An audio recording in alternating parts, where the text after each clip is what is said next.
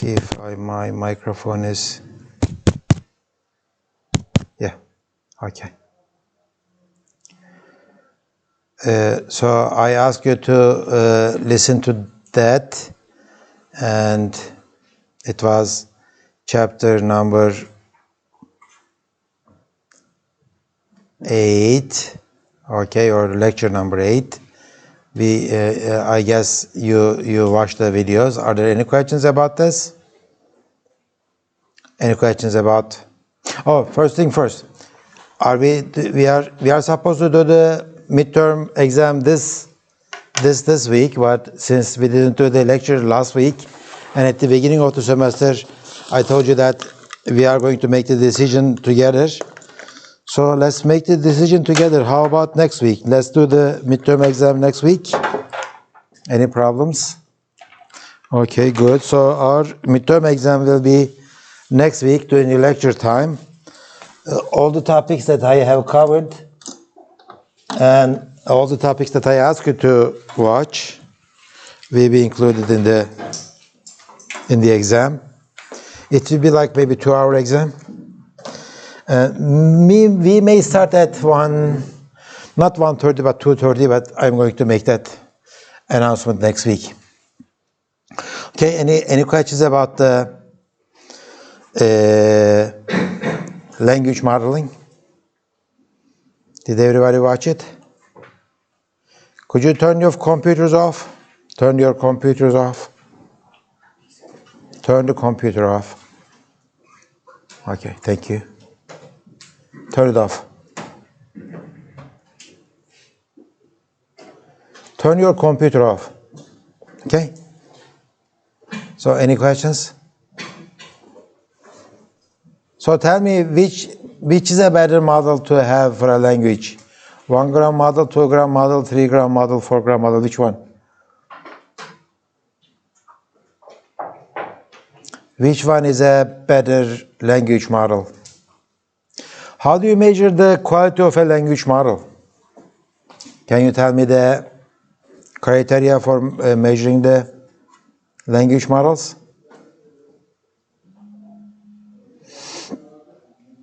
How many of you watched the videos?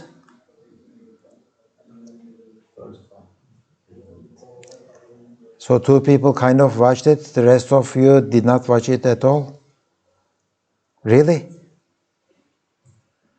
So how am I going to continue lecturing today? Because I'm going to assume that you know everything about this one.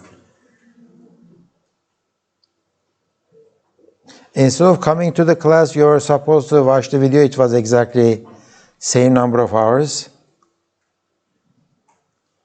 Okay, then that's not going to be a very nice exam next week. So you didn't watch it at all? Not a single minute? How many minutes did you watch? The whole thing? Maybe. How about you? I finished the first video. First video was like maybe half an hour. No, more than half hour. Really? It was like 1 hour. 1 hour. So that makes total of 4 hours? Rest of you did not really? You're joking, right? So what was the problem with the sound quality? So you didn't attempt to watch it at all. Okay, I don't know what to say, so I'm not going to say anything. Then I will continue with the next chapter, which is about spelling. Okay, we did the spelling correction before. We didn't do the spelling correction exactly, but we did it how to measure the distance between 2 words, so that if a word is misspelled, then maybe I can correct it. Okay, so spelling correction and a noisy channel. This is the topic of the chapter. But this one assumes that you already know about the language models. Okay, spelling correction is important if somebody, okay, writes something something misspelled, we detect it and we suggest solutions for that. Okay, if somebody writes it this way, then I correct it this way. This is just one application of it. So when we do the spelling task, it is not always you write something wrong. Okay, there is no English word like component. Okay, it's component. There is no such a English word. That's why we say that it is spelling correction. But most of the time, maybe 30-40% of the time, you are kind of confused between two correctly spelled words. Okay, so two of them are correctly spelled, but one of them is not the correct word that you want to put in there. So that becomes a problem because you don't know which one to put in there. That's the spelling correction too. Okay, so first we need to do the error detection, then do the error correction. Error detection is easy for this kind of a task. If a word is not in the dictionary, then it's a problem, right?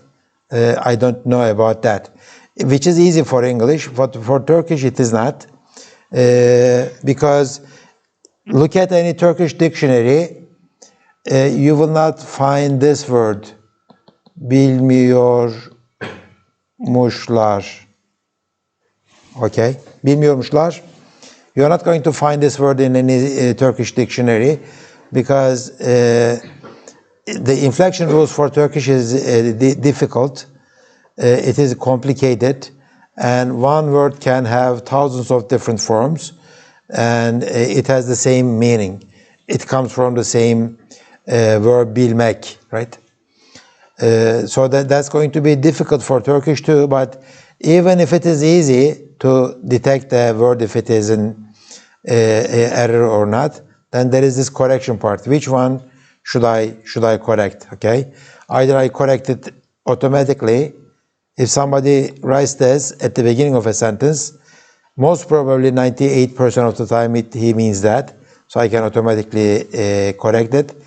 Microsoft Word, whenever you put a dot, okay, punctuation, when you write your next sentence, it always starts with a capital letter, even if you type it like he likes, right? It makes this H a capital letter, right? It's autocorrection. Or sometimes we suggest a correction. Do you mean this word? Or sometimes we say choose any of these. Okay, these are the things that we do. Okay, so the types of spelling corrections, spelling errors are spelling errors. Okay, these are the spelling errors. As I said, the first one is easy for English. There is no such word as graph like this one in English. So it's a spelling error. It's a non-word error. I know that one. I can find in the dictionary that is a close word to it and suggest that I am going to change it, that one. The other ones are more difficult to detect. For example, the writer writes 3, but he means there, okay? So very similar words. And this one is spelled correctly, but it is not the right word. And there are, okay, this is a typographical errors, and there are cognitive errors, okay? Which one do I mean, piece or piece? They are pronounced exactly the same, very similar to each other, but I am confused between piece and piece or two and two. They are pronounced very similar to each other. I don't know which one to, how about this one? Right or right? Okay, I don't know which one to write. It is very difficult to detect these kind of errors. Okay, once you detect the errors, of course, the solution is similar, suggesting a solution, auto-correcting it, or suggest a list of fixing stuff. So we did this before with under the title of minimum edit distance. We did that, but That's not the minimum edit distance, that's not the only thing that we can do. There are many other things that we can achieve. Okay, and we are going to look at those too in this chapter. Okay, there are some statistics. People have been looking at the spelling correction since 1950s, so they kept lots of statistics. Okay, and spelling errors they occur a lot with the web queries. They say that 26% of all the queries they include some kind of a spelling error. Okay, and retyping happens 13% of the time. Okay, you just retype it. You type it and you don't like it, you retype it. Okay, and 7% words corrected retyping on font size organizer. This is even more. Well, this one is more common, but this happens here too. Okay, and 2% of the words they slip by, you don't check it exactly. So people have different motivations for spelling errors, and their suggestions are different. And non-word spelling errors are more difficult to detect. Okay, so this is easy. Any word not in the dictionary is a spelling error. We know that. Okay, the larger the dictionary, the better. But non-word spelling errors are more difficult to find. And how are we going to find it? And how are we going to give solutions to those? Will be a problem, and we are going to see that. Okay? So for non-word spelling errors, for each word W, so let's say this is my sentence, W1, W2, W3, W4. And I know that each one is a word, correctly spelled, okay? Word they are in the English dictionary, but I know that this instead of this one, maybe I meant the other word, W11, maybe W12, maybe W13, and the same thing, 21, 22, and 23, etc. For each one, there are a number of possibilities. Let's say if we have 5 possibilities for each one, it's going to be 5 times 5 times 5 times 5, 5 to the power 4. Possibilities in this case, that's going to be very large number. We can't check all of them, we can't detect all of them, we can't evaluate all of these paths. Okay, so how do you produce these words? W1 is a correct word. Well, it's not correct. W1 is a word that is in the dictionary, and I'm trying to produce these candidate words that can happen instead of W1. How do you find those?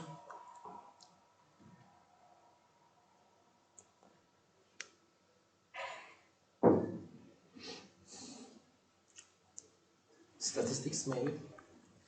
Statistics, what do you mean? For example, when I say there, the first W1 is there. What would you say as W11? There. Maybe there, right? Usually I would date that way. I would write, instead of there, sometimes I write there. Okay? Sometimes I say they. Okay? Sometimes it could be the. Okay? So the fact that I type there doesn't mean that I mean that one. So it looks like the words that I'm trying to put in this list, they sound kind of similar. Okay? So it is like, find the candidate words with similar pronunciation. Sometimes find the candidate words with the similar spelling. What does that mean? What is this?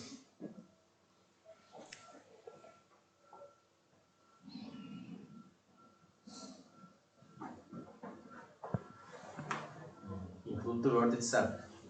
Yeah, because if I type there, then maybe I mean there, right? And maybe it is the most highest probability word is there, right? Okay, so this is the real world spelling errors, and as I said, it is not an easy problem to detect it, and it's not an easy problem to solve it. We are going to have 2 solutions. One is a classifier, the other one is a noisy channel. Okay. Could you stop playing with your phone? I'm talking to you. Okay. So this noisy channel is something that was invented in 1940s, maybe, information theory. Okay. If I try to send a message, through a channel, a communication channel, most probably the message will get to the other part, but it will be corrupted by the noise. Okay, so there are very nice solutions offered, suggested for this kind of an environment. It's called noisy channel problem and solution, and it will be based on this. Okay, it will be based on probability. Okay, what does this say? Given that I observed an X, what is the probability that I mean any of these words? Okay, so given that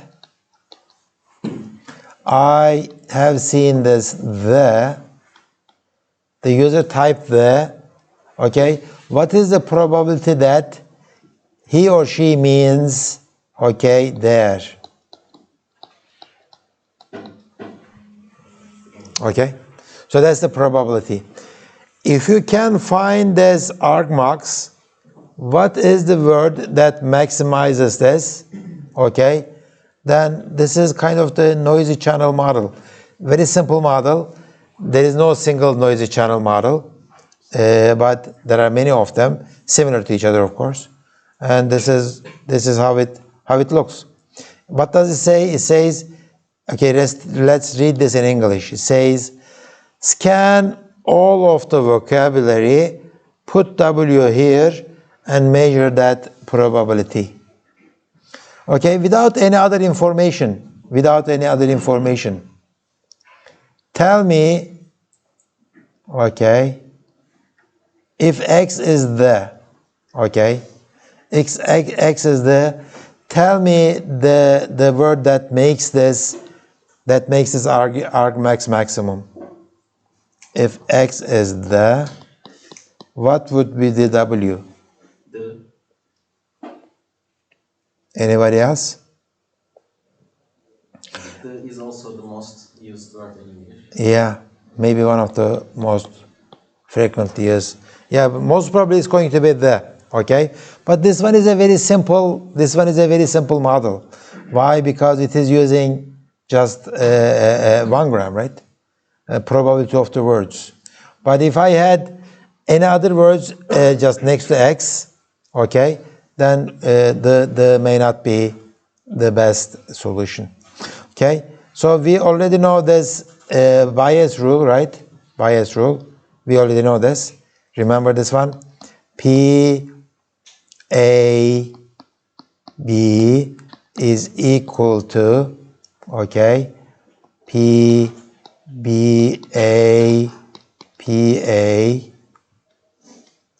I don't have enough space. Let me fix it.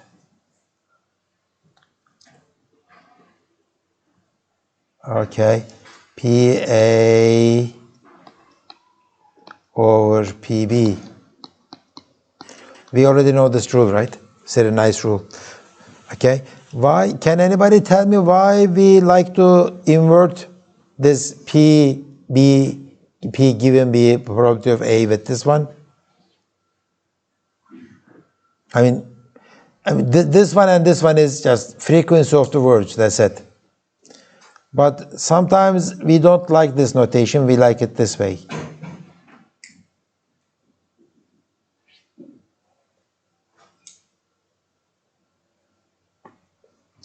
Okay, let me give you one example. You are a doctor, medical doctor. Okay, we will give this example a lot. You are a medical doctor, you have a patient, okay, came in. The only symptom is cough. He is coughing. Öksürüyor. What is the probability that his disease is what would cause the coughing? Common cold. Okay? So you are a doctor and you are going to make this decision. He came into your office. the only thing that you know about your patient is he's coughing, that's it. And you are going to measure the probability of that person has common colds, okay? Other than the common cold, what are the other probabilities? He might have, for example, I don't know, COVID. He might have flu. He might have as worse as, for example, I don't know, the patients who have the heart attacks, would they cough? Maybe they are coughing. I don't know. Okay, so I'm trying to calculate it. So you might say that it is this one. How do you calculate this one? You would say, I would do this. Out of all the people that are coughing, what is the probability of people with cold? Where would you get such statistics? Where would you get such statistics?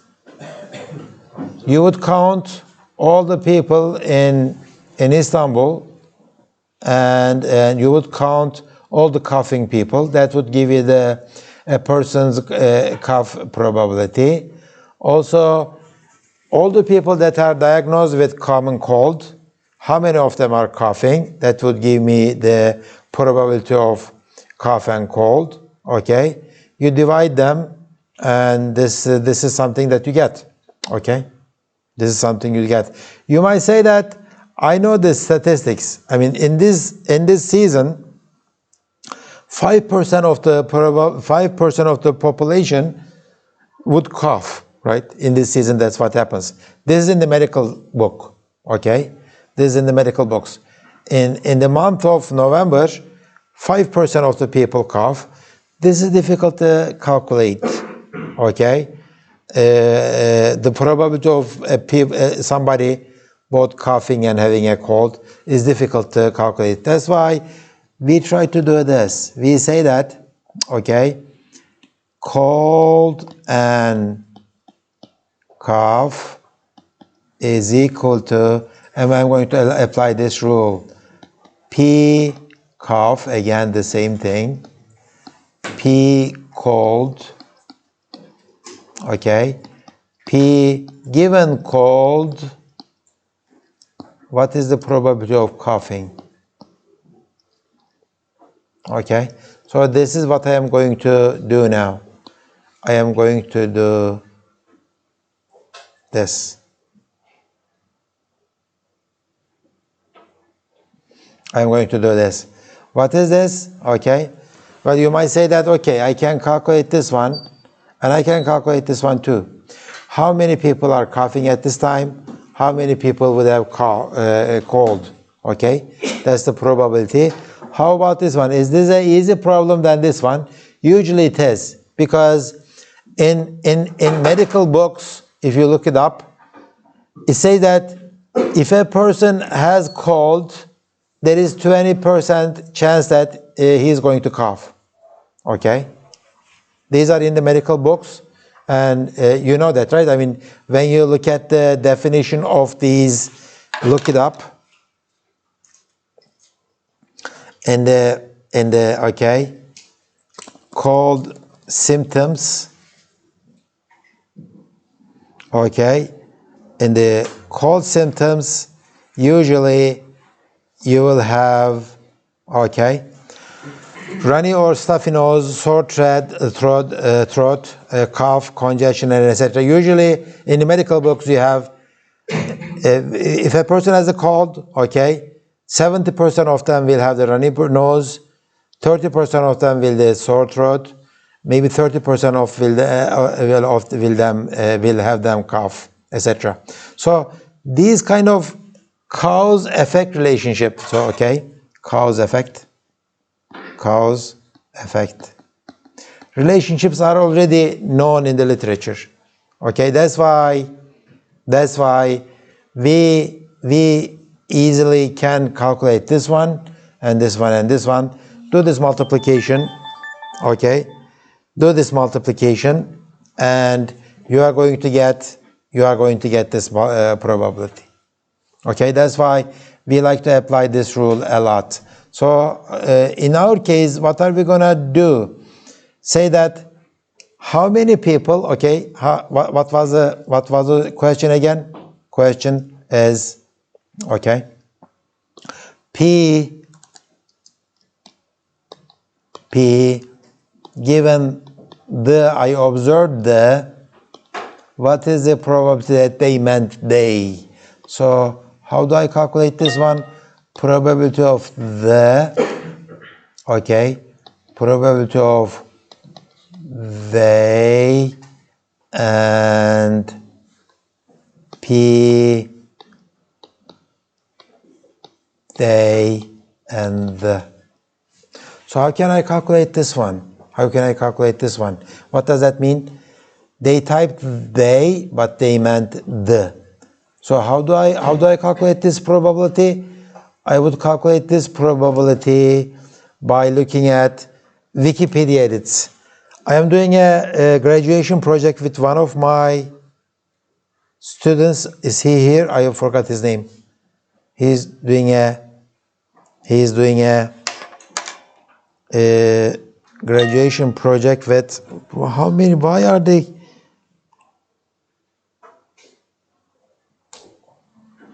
Okay. Okay, let me show you something here. Okay, this guy has a nice Norway's. Where is yeah, here it is. Can I click on it? Can I click on it? No. Then I'm going to type it. Peter Norway's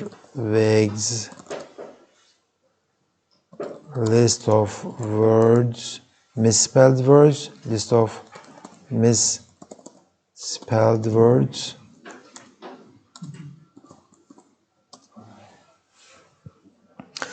What was the percent of the web search misspellings? Okay, 26%. Well, I typed. Okay. So where is Wikipedia? Okay, Wiki. Yeah, a collection of right word and wrong word. Okay, so I have these. For example, increasing.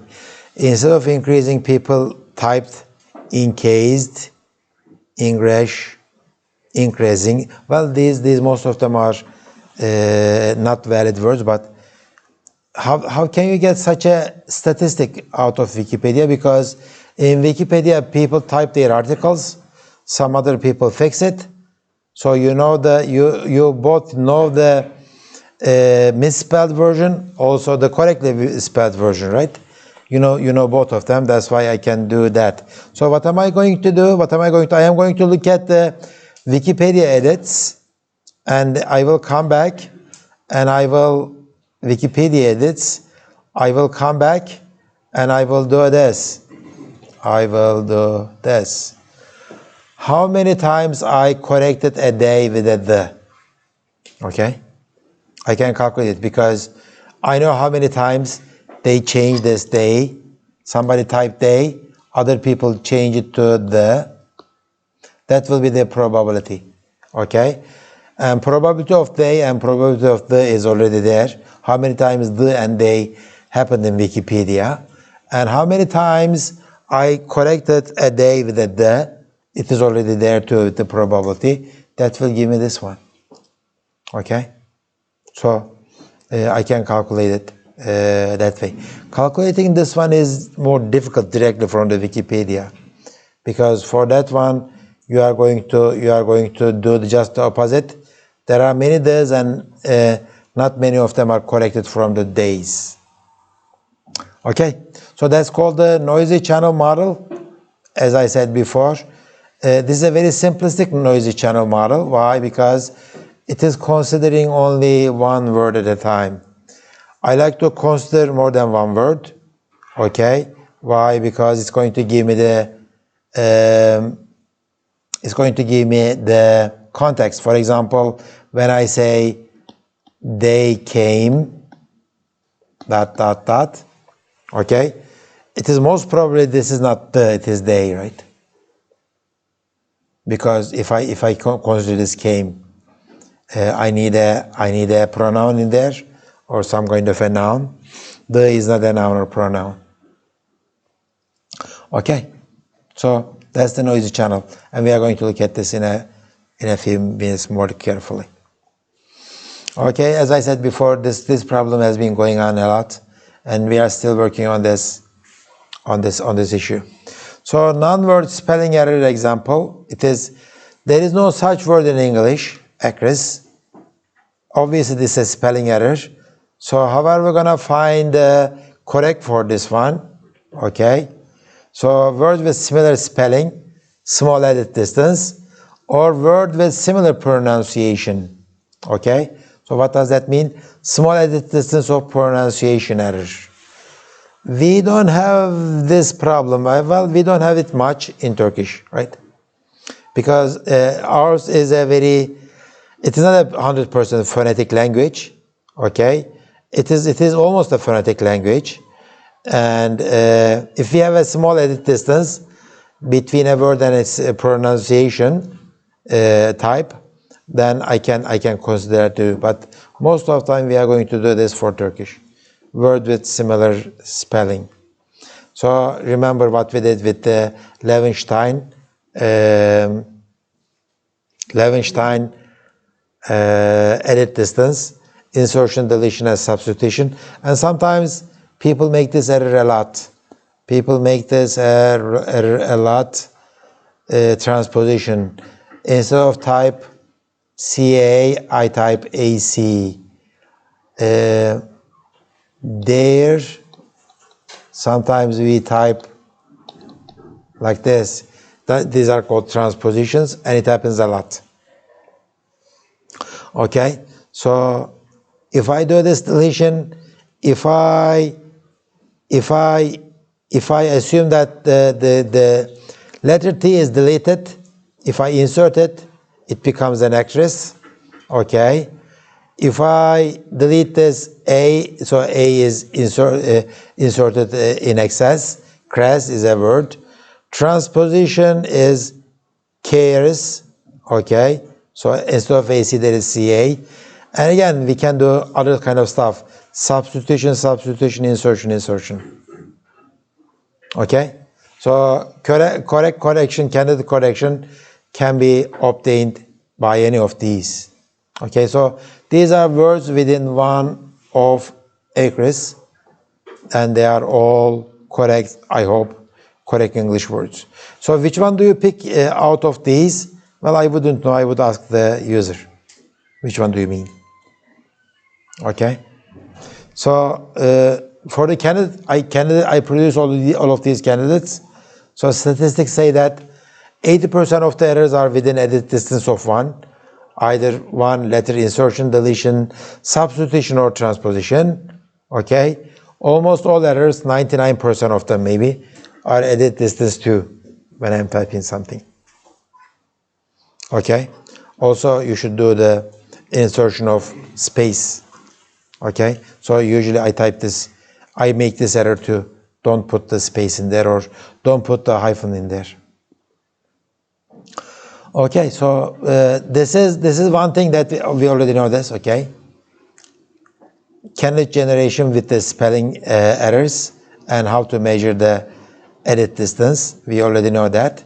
But we like to do more. How we can do it more? I can take the whole sentence and measure the probability of whole sentence, like we did in the last chapter. In the last chapter, we use the statistics to measure the probability of a language, the sentence from word number 1 to word number n, okay? And it's going to be, for example, 1 times to the power minus 8. Very small probability, but probabilities are supposed to be very small for these words, okay? If I see that, okay, there are 5 possibilities for this word K, okay? Put word K with different possibilities in the sentence and measure this probability. Which one produces the highest probability? I will going to pick that one. So this language model gives me an opportunity to use the context itself. So get all of these words, which are all correctly spelled words, put them in my sentence. Choose the one that produces the highest probability.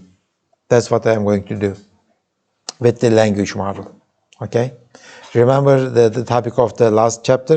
It is the language models. Okay? These are just simple unigram probabilities. Unigram is 1 gram. Okay? 1 gram is unigram. 2 gram.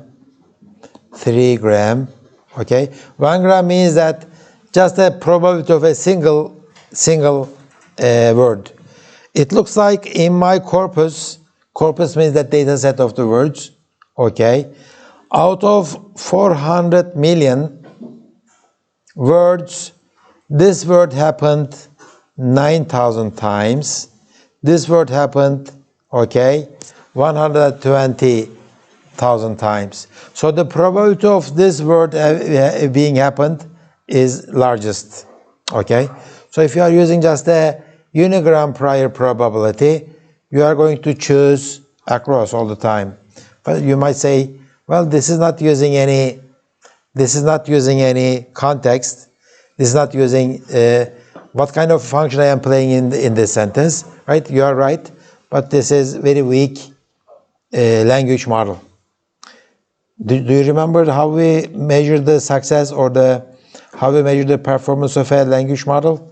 Do you remember it from the lecture that you have watched? It starts with a P, E, perplexity. You remember it? Perplexity is the measure of the performance of a language model. Okay? Perplexity. It has a very well-defined information theory based formula. Okay? It tells you how well you are explaining the language to observation. Okay? If you measure the perplexity of a unigram prior probability language model, it's going to be a bad score for perplexity. 2 grams, bigrams, or 3 grams are better than 1 grams, of course. Okay. So, channel model probability, we are going to take, okay? We are going to take the whole sentence, okay, and we are going to measure the probability of the whole sentence, and we will put the word back in there. Okay. I think we looked at these before. Remember this one? When you do the edit distance, we try to consider the fact that when I type A, how many times I meant I, or O, or S, or T, etc. So the substitution cost between two letters is not always the same. Okay, is not always the same. Some of the substitution costs are low because people are often mistype A with an E, okay, because those are the vowels. So this is an important thing. So use it in that case. Okay, this is my confusion matrix for the letters, and these are the confusion matrices for the words, as I showed you. Do you guys know what this guy is? The Norvig. Okay, Norvig is Peter Norvig. Where is his picture?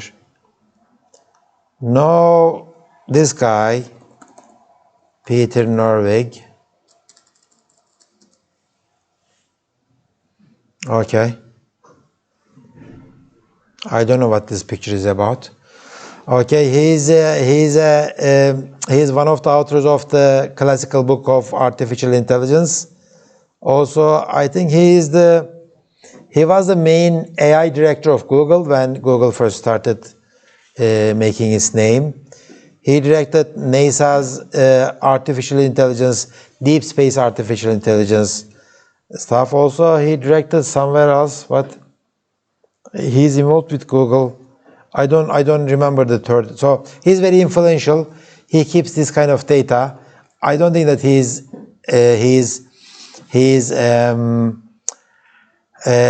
updating this data. These are very old. As you see, the web page is very old. It looks very old. When did logs 2012? Is that the last time he updated it? Really? I don't think that it is. I think it is. There are newer stuff than 2012 here. Director of Research. He's talking about Lisp tutorial, good Lisp. He's an hardcore Lisp programmer. But anyways, okay, I'm going to go back and look at his data, spellers. So this is like a confusion matrix, right? How many lines do I have in this file? How many lines? So I don't know how many lines I have, but it looks like this is like maybe 50. If I multiply it with maybe 100, so maybe 50,000 lines. So this is kind of a condensed form of a 50,000 by 50,000 matrix, confusion matrix. So Most of is there also counts of errors? No, well, he didn't say that. No, that's a good point. Yeah. Times Just, I mean, times. let's say if this happened like 50 times, but this happened only one time, he lost that information. It says electricity times 2. Is it a count or? Where is, no. Instead of electricity, somebody typed electricity time too. That's the misspelling. Okay? Hocam, sometimes I think it's related to keyboard. Keyboard. And sometimes it is keyboard, sometimes it is the language that you are using. Yeah, I mean you don't make exactly the same type of spelling errors if you are typing on a laptop or a full scale keyboard, right? Okay. Sometimes when I type, I don't care if I make a misspell. I just move it alone, and I make this mistake a lot. This one, E with 3, because they are so close to each other. But when I realize that instead of typing E, I type 3, they look similar to each other anyway. So I move on. Okay, so generating the confusion matrix like this one for the words is difficult, but there are sources of it. Okay, so I know how to do this. Okay, I am going to skip these for now. I can calculate the probabilities of those. See how okay? This is how you calculate the deletion. Okay, how many times these two happen together and how many times I deleted this one. Okay, so using the bigrams. Okay, good. So I am going to move on. And this was, okay, a stellar and versatile actress. This is a misspelled word whose combination of sass and glamour, it continues that way. Remember, if I use the bigram model, okay, or if I use the unigram model, I have to say across, because across has the highest probability. But if I say, okay, what is the probability that across is following versatile or across is this one? Although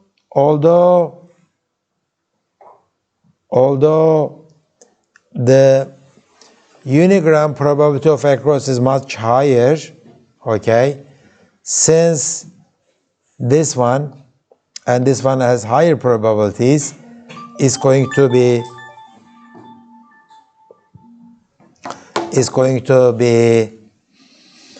this one, okay? This one is 200 times even more, okay? So remember,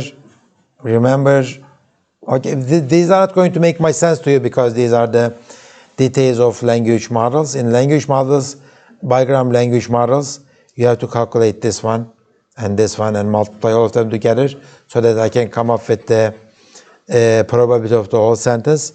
In this case, this one will give me better probability. It is 200 times more. Remember the probability of all of these words Where are they? Yeah. Across is what? 12 times more probable than actress. Okay. But given the context, this one says that in this case, instead of using across, you are going to use actress. Okay, because it is 200 times, 210 times more probable. Okay, so I'm going to choose that one. So this using a bigram language model, of course, is going to be better than unigram. Trigram will be even better. Okay, so we looked at this model of spelling thing. Okay, so real world spelling correction is a problem that we need to tackle, and that's the most problematic one maybe. Okay, so this is a spelling error, but I mean it's not some instead of typing minutes, somebody type minutes, which is a correctly spelled word. Instead of typing the design, the construction of the system, okay, instead of I type an N, and they can leave, instead of leave, I say leave, and mainly by, mainly be. So as you see, these all are valid English words that exist in the dictionary, okay? And somebody says that up to 40% of the spelling errors are real words. So how am I going to detect it and I'm going to fix it? Okay? Any questions so far? Okay, let's take some break. After the break, 10 minutes of break. After the break, we will continue from.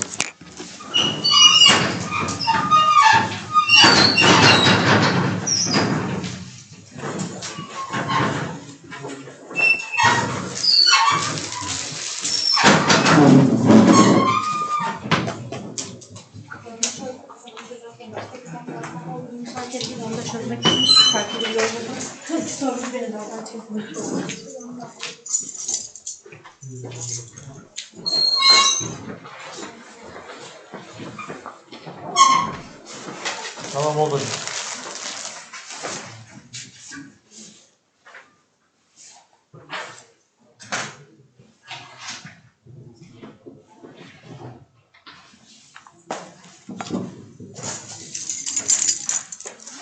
Hiçbiriniz mi dinlemezdiniz dersi ya? Hayret bir şeysiniz ya.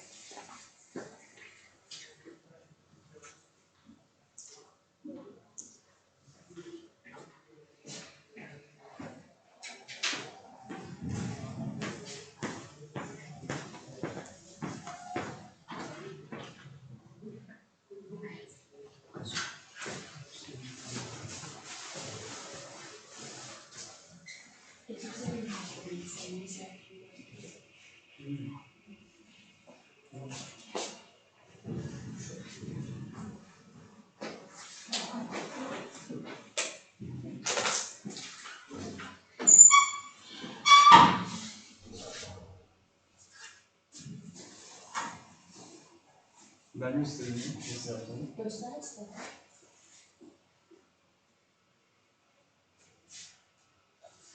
Nasıl bunu merak ettim.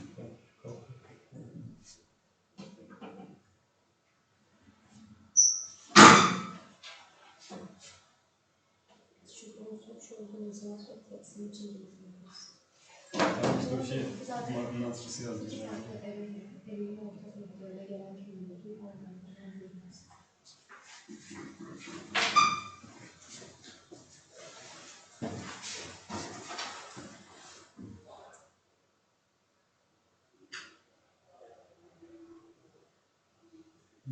Geçen vesile yaptım.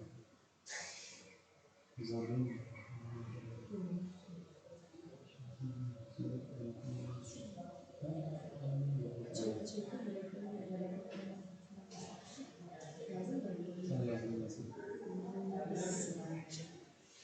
Yani bu işin ilk dosyalarda dediğimiz işte.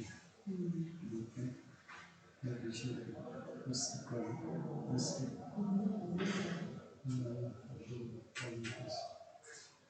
Test açıldı. Testler de böyle. İyi mi bu hocam? İyi gayet iyi. Benim de bu arada. Peki 5 tane kaç kelime yapıyorsun? Hocam ya. Bazen böyle yazıp Ha 2000 kelime. herkesin 2000 harf. Pardon. sen harf mi koyuyorsunuz? Yani şey harf olarak şey yaptım. 2000'den fazlası. Harfinizi daha fazla söylüyorum.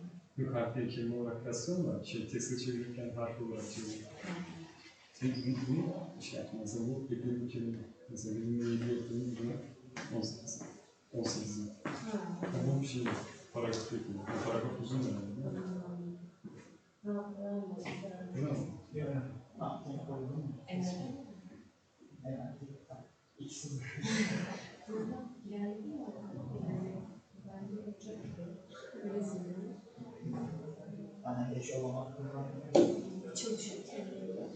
Şey çalışıyor.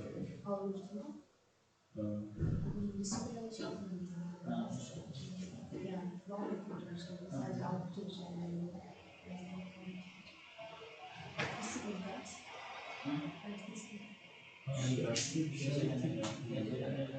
Sınavla alakalı bir şey söyleyeyim.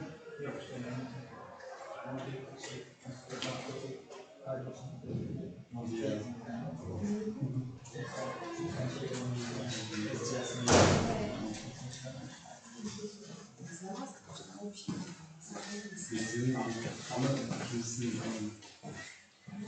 Şimdi yani şey sıfır ya. Bu harfler benzer, pardon kelimeler benzer. O yüzden şurada bence ben benzer koymuş, benzemezlikler eksi 3.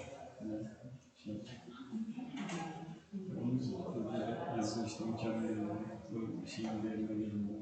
Uzman birisi falan sorduğunda. Bu bir şey. Tespit işte maksimumdan şeyde maksimum benzetme yaptık. En fazla 23 tanesi, 23 tanesi, en fazla 23 tanesi. Şimdi bir şey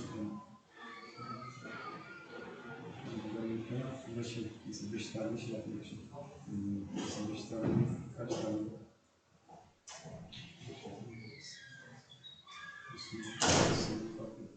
Adını düşünsene. Bak şimdi 5 tane.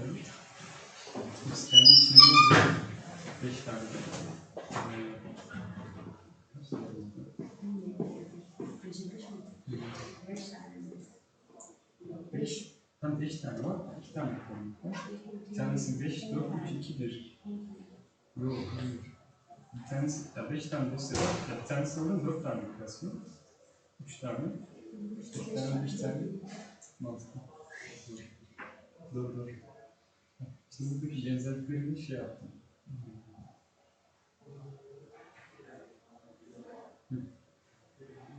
Bir de şey.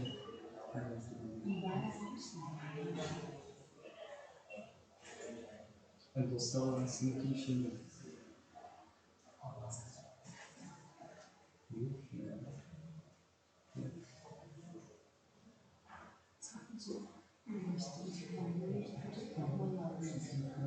Nasıl olmuş? Burada benzerlikleri gösteriyor mesela. Sıkıntı olunca mesela birinci dosyayla dördüncü dosya arasındaki benzerlik. Birinci dosyanın dördüncü dosyada işte şuymuş, şu ikinci adımlar kalmış. Test.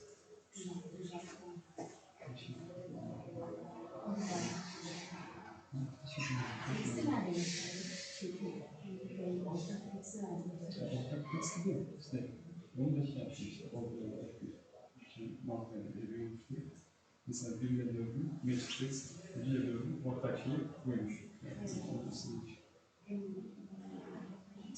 Aynen tespit. Aynen tespitini yapıyor zaten. Bu şey.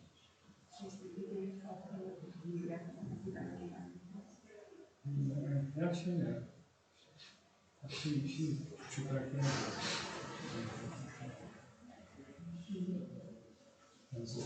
Yani bir foto aldım.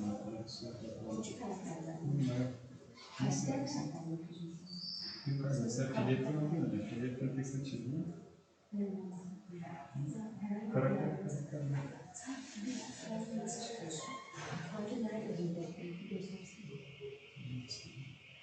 Hepsi var.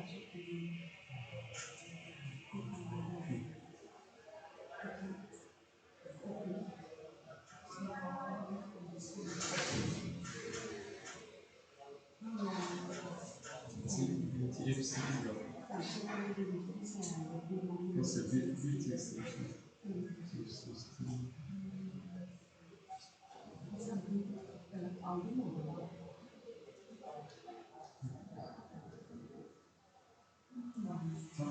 Ya ben böyle bir hata var. Teksti değiştirmek istiyorum mesela. Açıyorum. Sonra değiştiriyorum. Link olarak açtığım için. Link olarak açıyorum sonra kapatıyorum. Ben istemiyorum. Ondan sonra tekrar açıyorum. Write olarak açıyorum. Onu yaptıramıyorum.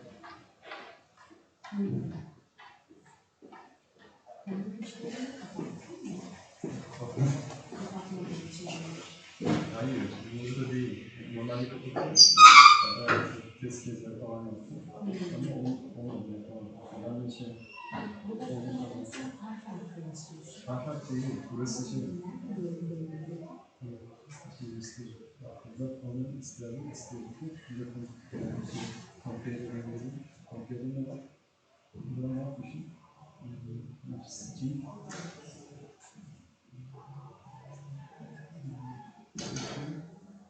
Burası sadece şey ha sen şey yapıyorsun. Tekstinde skip olarak oluyor. İşte burada sınıfın okuma öğretmesinde de burada skip olarak. Mesela anlamak için tekstini Sadece iki tanesini görmek için şu küçüklerin şeyini olmuş. benim vaktim yok yoksa. Yani ben gördüğüm bir şey işte. Hadi.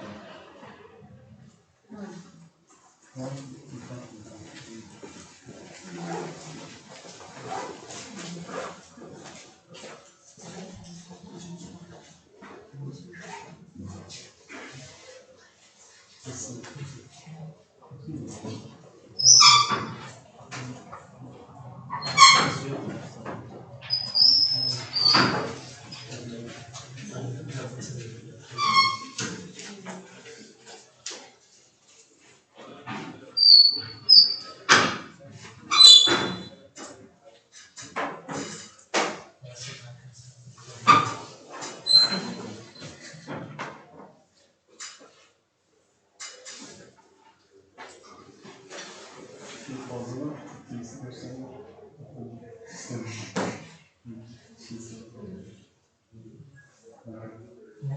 tekstil dosya daha fazla benim için. Lazım satabilirim.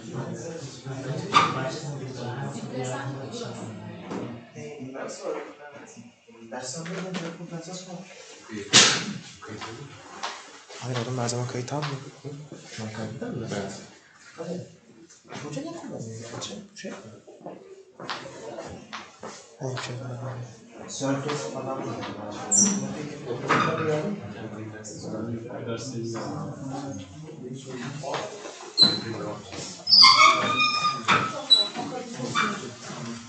Abi şöyle yeniden altına basma bardak. O da Ya üstelik sizlerin de altın canı içmiyor.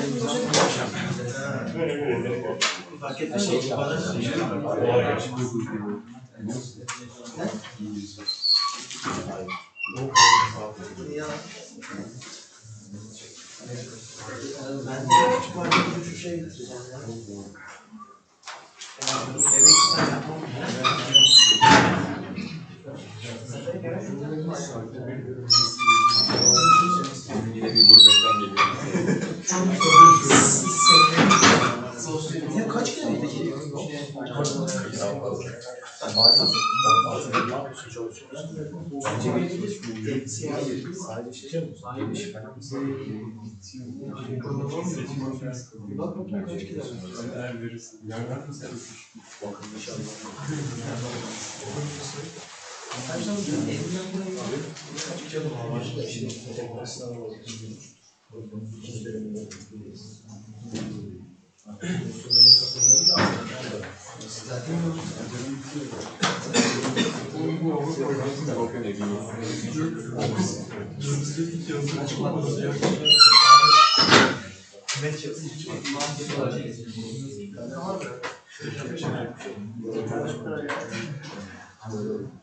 Bende 3 koy.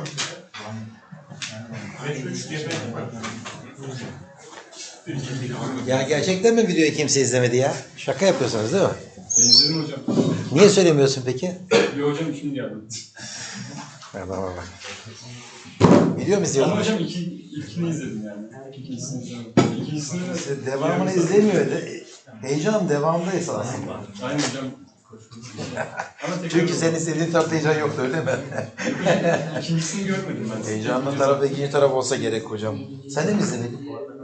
Ciddi mi? Evet ya. Dünyanın sonu gelmiş. Sibel izlemiyorsa. Hani ya şuna bir geçen ders gelmeyenlere çizik atıp anladın değil mi? Bir de başlarına gayret şansı. Gözlük. Hocam abone bile oldum kanalınıza ama. Abone olacaksınız zaten.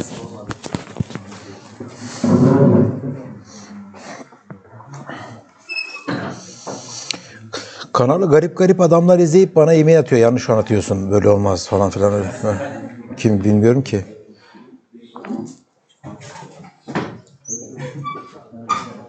Okay, so real world spelling errors. So how are we going to detect that this is a spelling error?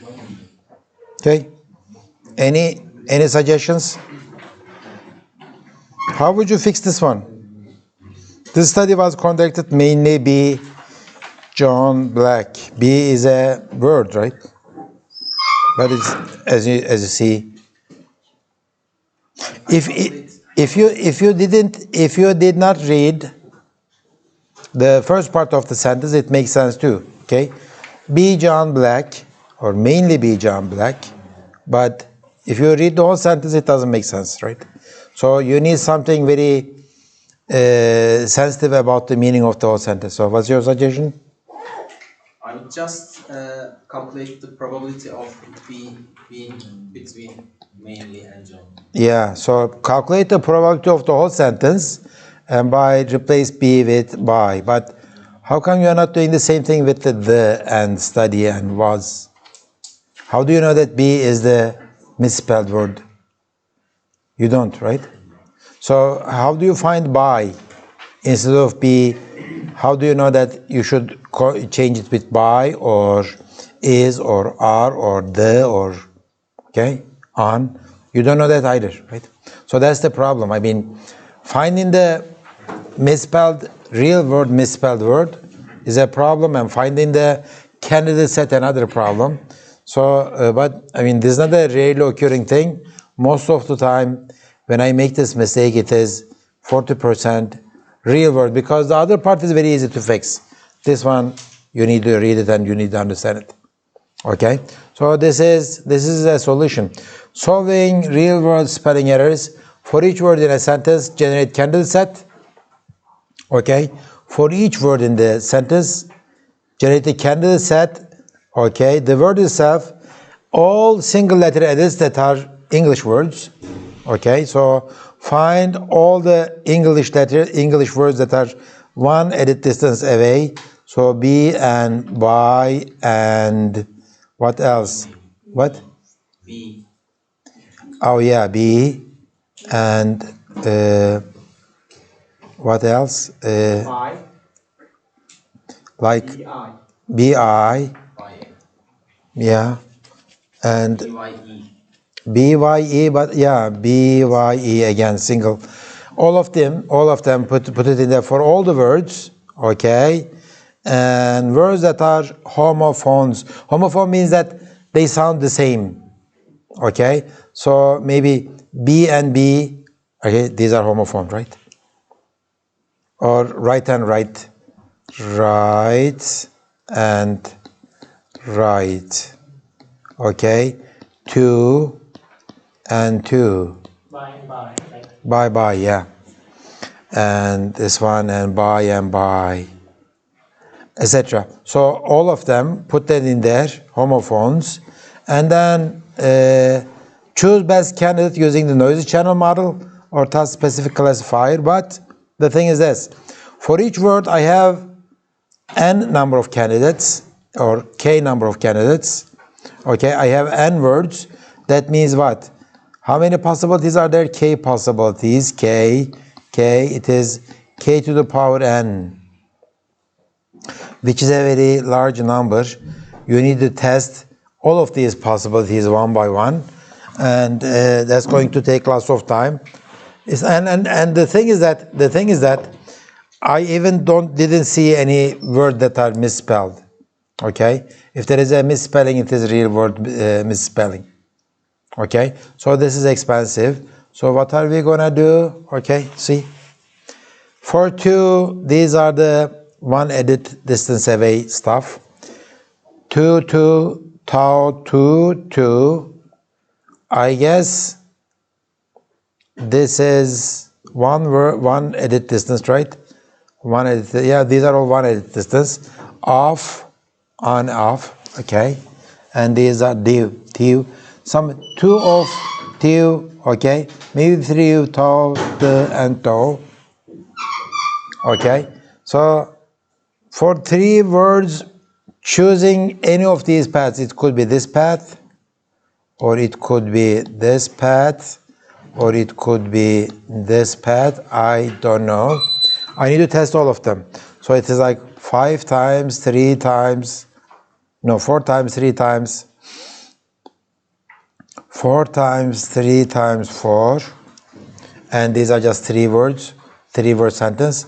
And if I make this larger, like regularly in an English sentence, it is maybe 10 words. I need to measure the probability of all of them, and which one is small, choose that one. Again, it's going to be exponentially high. I don't like it. Okay, so maybe 2 of the will produce the highest probability in this case. Okay, simplification is this: 1 error per sentence. So we humans, we make lots of errors when we type sentences, but usually one real word error per sentence is about the average. So what are we gonna do? Tell me what are we gonna do? We are going to do this. Okay. I am going to, okay, 2 of the, I am going to accept of div as correct and test all of them. Then do this and test all of them. Then do this, test all of them. Instead of 5 times 5 times 5 times 5, it will be 5 plus 5 plus 5, etc.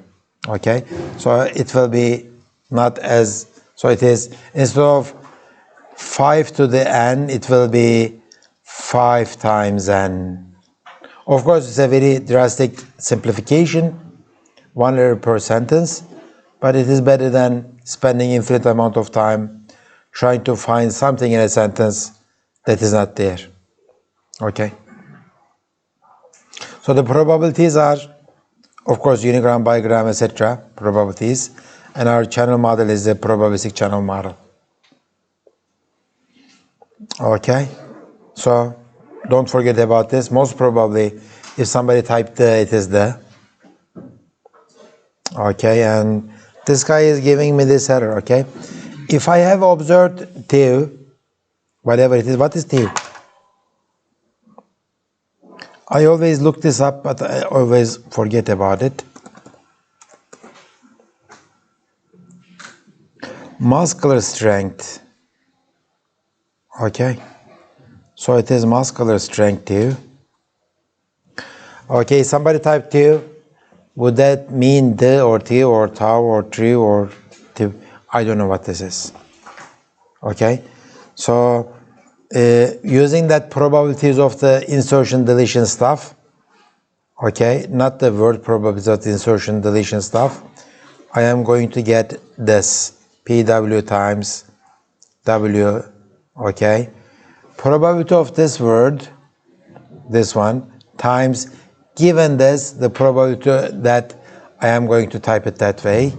So it looks like this one is very, very small, right? This one is very, very small, but this one is high. The probability of the is very high, okay? If you multiply them, you get a large number. In this case, the probability of this one is, what does this mean? What does that mean? If somebody typed T, they mean T, and that probability is 95%. But probability of me seeing this word in a sentence is very, very low. In fact, I didn't know its meaning, right? Did anybody know the meaning of T? You did not, okay. But if you multiply these two, it is 90. But it is not 90, of course. It is 90 times 10 to the power 9. 10 to the power minus 9. It's a very small probability. Okay, and the same things are happening here. So it looks like I am going to pick this one. Although the guy typed you, I am going to pick this one because usually they mean this. Okay? Again, this is by unigram example. It's not like I am not going to consider anything around that word. Okay? So spelling correction, how should I, let's say I am writing an application of word processing. How am I gonna present the results to the user?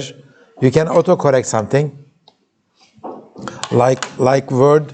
When Word does that, I hate it. You guys use Word, right? Microsoft Word. It is trying to do something. Bu bir cümledir.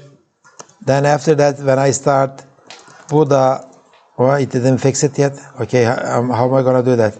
I think I should review and language. Set proofing language is Turkish. Okay. It didn't fix it. I don't know how to do it. It fixes this automatically by making this a capital letter B. Well, it looks nice, but when I say ikinci dünya, okay, it automatically makes this D a capital letter. But the meaning of that in Turkish is ikinci, üçüncü, etc., right? In English, you don't have it. So it doesn't know that rule, and it is killing me. This one says that autocorrect. If you are doing it right, then autocorrect is nice. Okay? If you are very, very confident. If you are less confident, you give the best correction. Okay, you just mark it. If less confident, you give a correction list. If you are not that confident, okay, maybe you just underline it. There might be an error in there.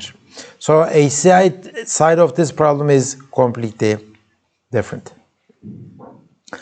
Okay, I'm going to skip this one. For English kind of languages, what you write is very different from what you read actually. Okay, so phonetic error model. They say that if you are going to do this real word substitutions, then you should do this. Any word that begin with KN, just drop the first letter. For example, Okay. No, right? No. Okay, just drop K or night. Okay. Well, in Turkish they read knight, right? But what there was a game about knights, right? So just drop this one. Pneumonia. Okay. Usually you don't read this P, you read pneumonia. And what else? W are read right? You read it like right. You ignore this W, etc. And drop B after M if it is at the end of the. Okay, when you say bomb, right? You don't say bomb, you say bomb, right? Drop B after M. So try to make it look like Turkish, right? So this is how you measure the distance between two words in terms of phonetic error models. Okay.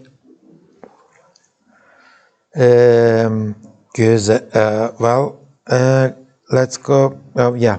So some people suggested that allow richer headers, usually this PH and F and LE and AL.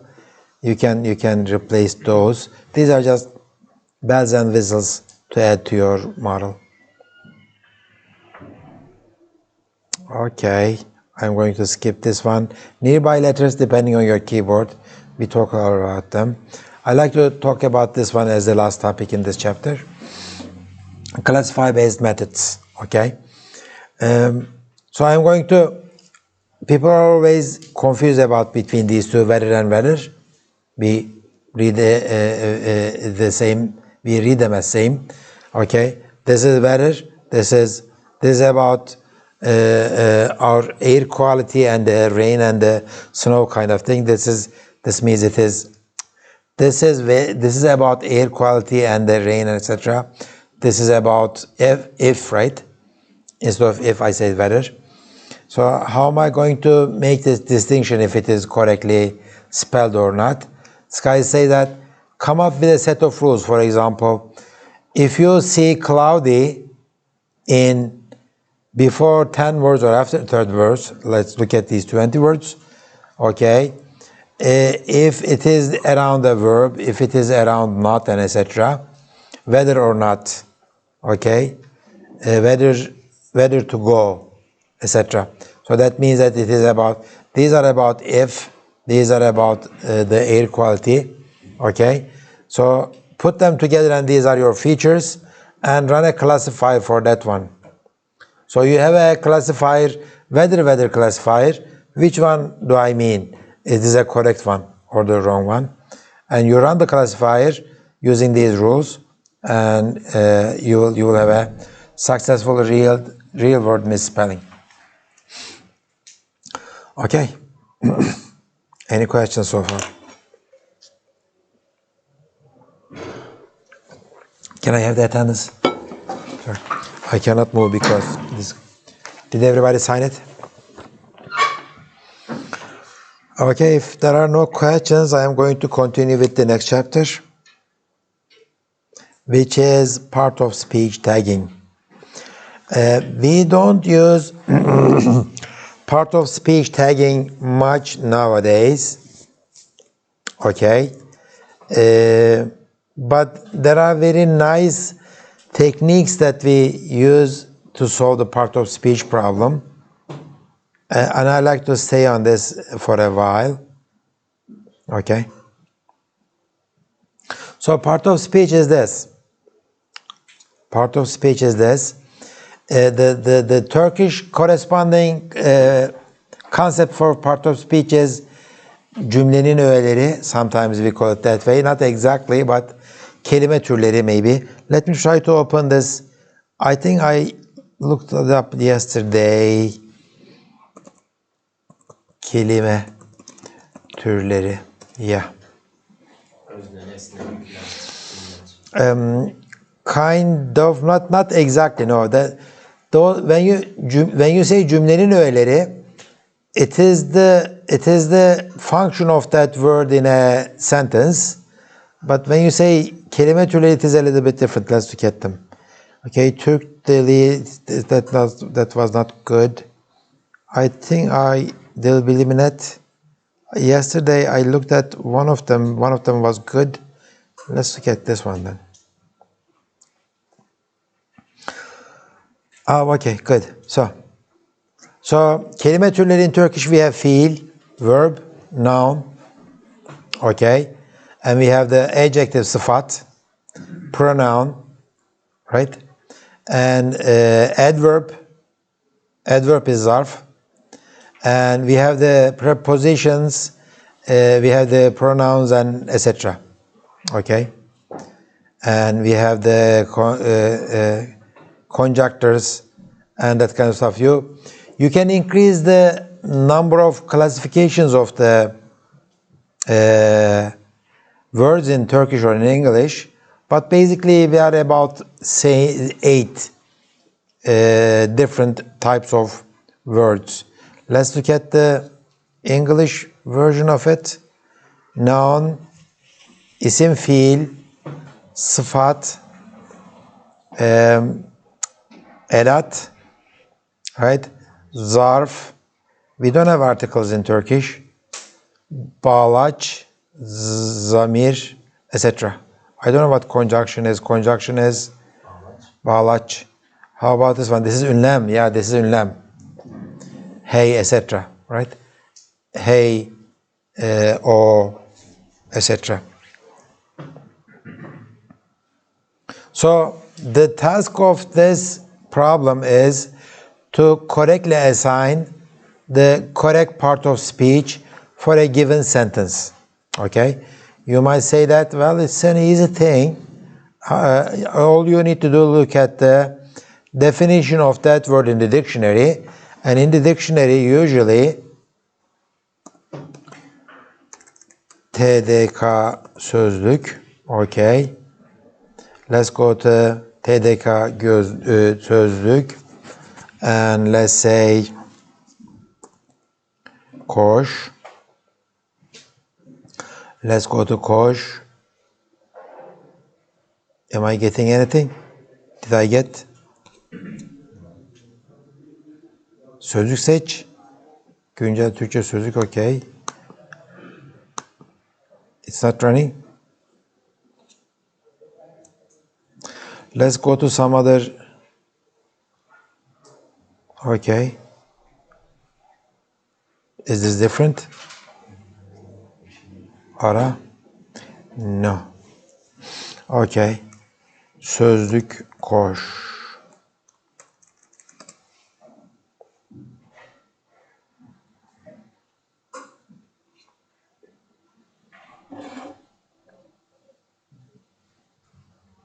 These are all English Turkish stuff.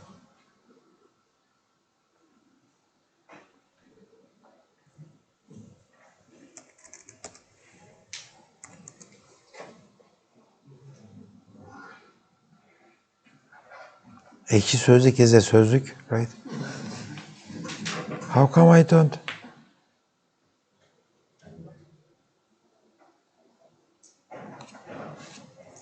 We don't have any Turkish other than the Turkish Türkçe Türk Dil Kurumu. Does it work for you? Okay, let's change. Hocam koşmak yazmamız gerekiyor burada. Why doesn't say anything about it? Bu söz bulunan, okay, good. Okay, koş. Here it is. So, koş. Did you know this? Erde kuyruğun altından geçirilen kayış parçası. So this is a noun, right? This is a verb. No. Another. Türkiye'de halk ağzında derleme sözlüğü. Türkiye'de halk ağzında derleme sözlüğü. Av tüfeği, çifte. Su kullanmaya yarayan su koba, etc. If you look at it, I think I am getting this from some other derleme sözlüğü. As you see, there are many meanings of koş other than the verb meaning, okay? And they are all nouns. What I say is that depending on the context where you use this word, part of speech tag for that word will be different. The same thing is valid for German or English or Chinese or whatever, because what did I say? The languages are ambiguous structures. The languages are ambiguous structures, and within this ambiguity, you need to find the unambiguated version of the word, in this case, part of speech tag. Sometimes it is not that easy, sometimes it is not possible, but we are going to see what we can do, okay? So we are going to see two cases for tagging. One is a rule-based tagging, the other one is HMMs, which will be related to, very related to language modeling, and we are going to go that way. Okay, so how many tags should I have? I don't know. 8 is usually is shared between the languages, and I can tell you which one is which in Turkish for this many. But for some data sets, there are more than 100 tags, part of speech tags, and I'm going to show you. And it's going to make sense for English, but for many of them, we don't have the corresponding Turkish part because that's completely dependent on the English grammar. Okay? But we are going to assume we have 8 now. Okay, good. Nouns, verbs, adjectives, again, isim, fiil, sıfat, zarf, zamir, no, preposition is,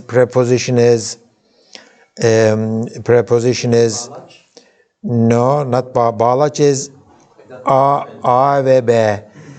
Edat, this is edat, right? Edat, zamir, and determiner, we don't have it. Right? We don't have this one, determiner.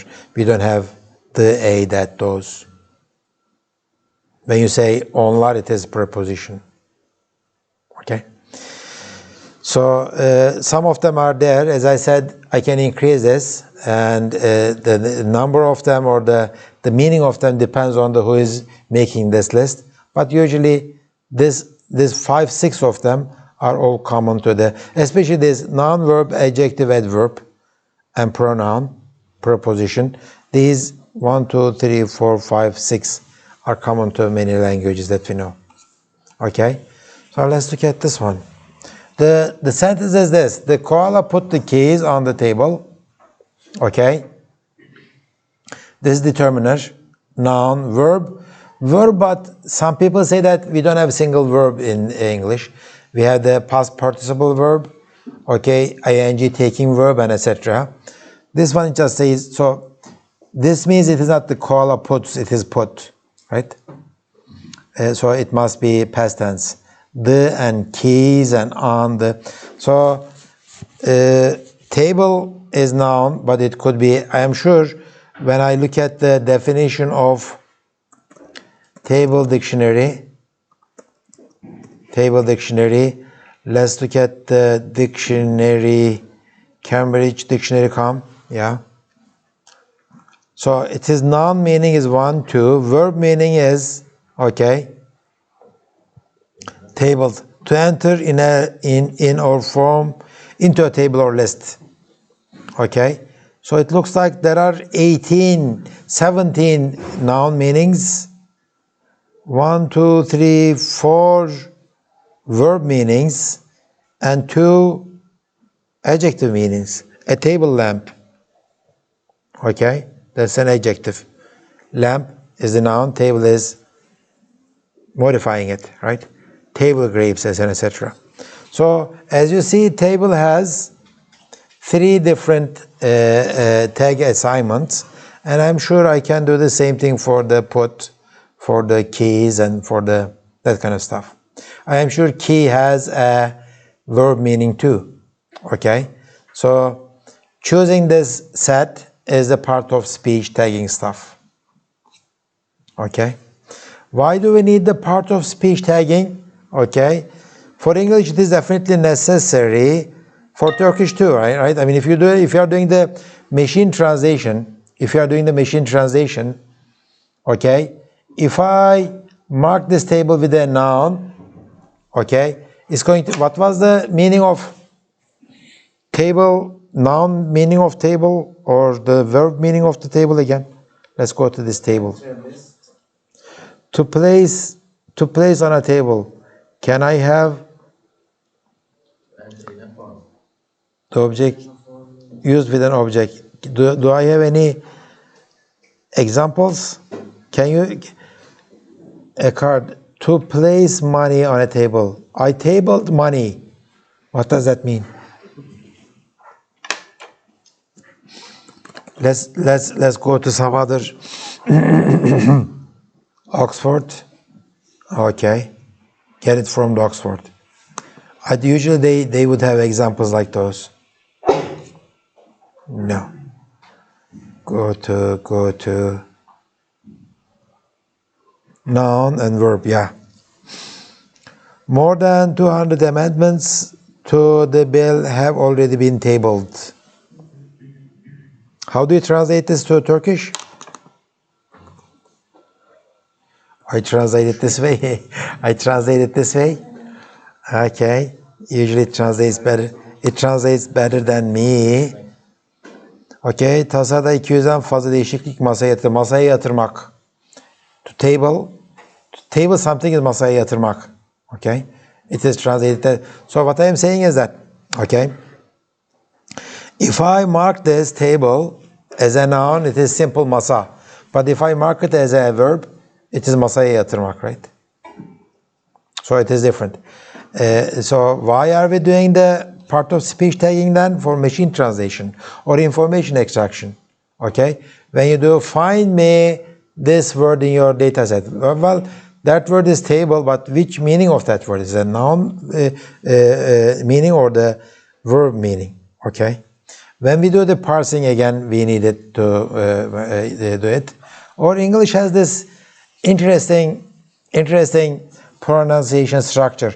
I mean, you know, object has two meanings, right? One is object. You pronounce the first part of the word in a more stressed way. Stress the first part, object, then you say object, okay? I think I am always confused between those. This is in Turkish, this is nesne, this is itiraz, right? Object. Object is nesne. This is the thing, and this is the verb, right? Content and content. I don't know the difference between these two. Do you guys know the difference between these two? Content and content. What? I'm content with it, right? Yeah. So I am the one of them is one of them is a adjective. One of them is a noun, right? Something like that. And I think I had a file somewhere. I used to show people. How to pronounce object? Yeah. Okay. Which one? Filmler?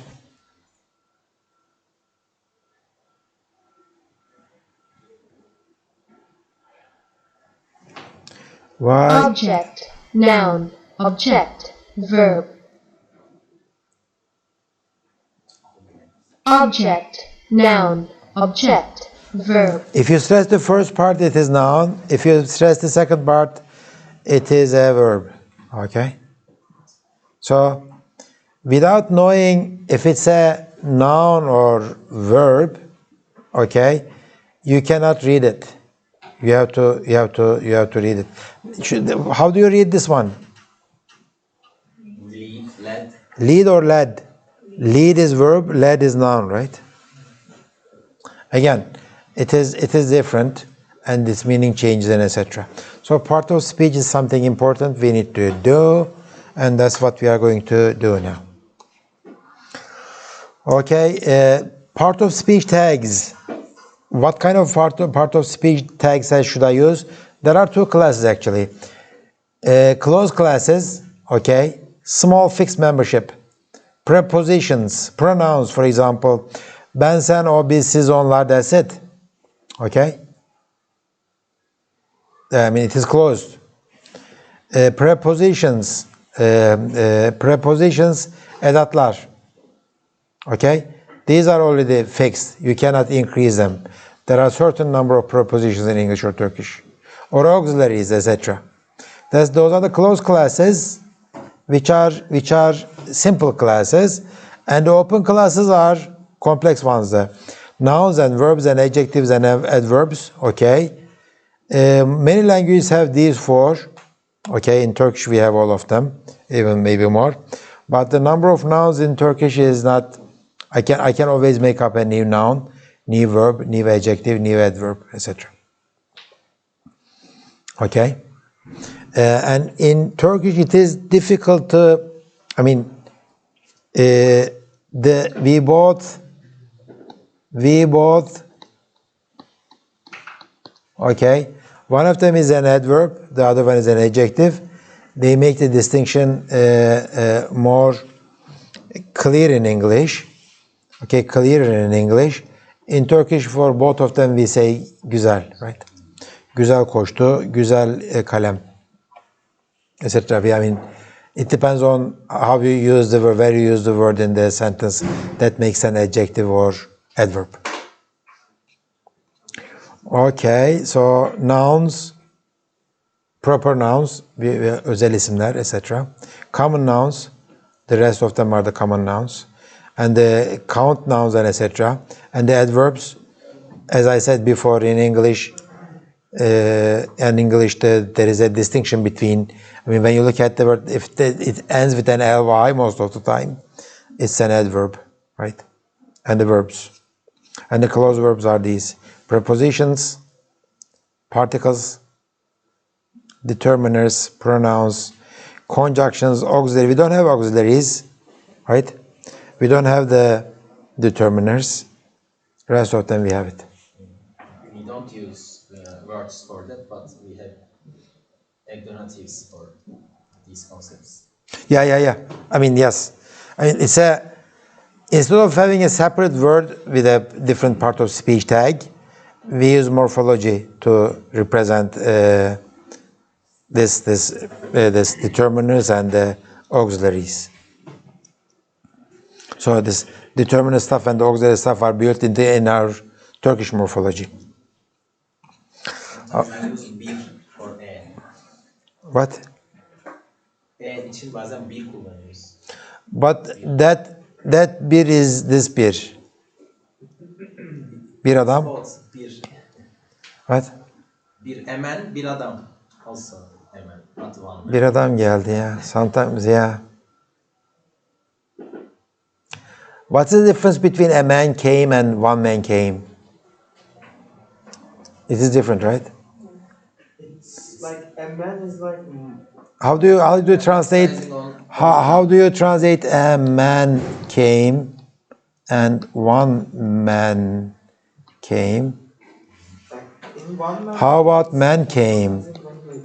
Translate these.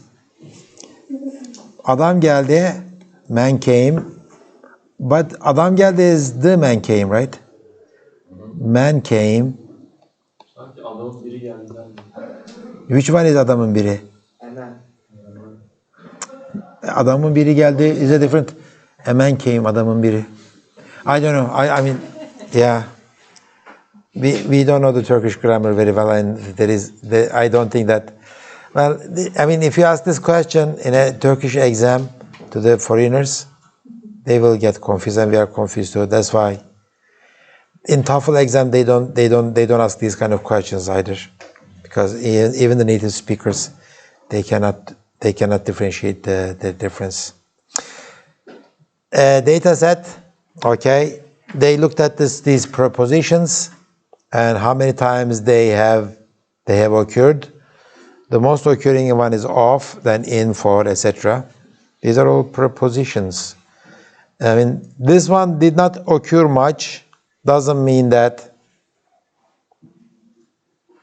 Well, how come but is not occurring at all? But is a very common thing, right?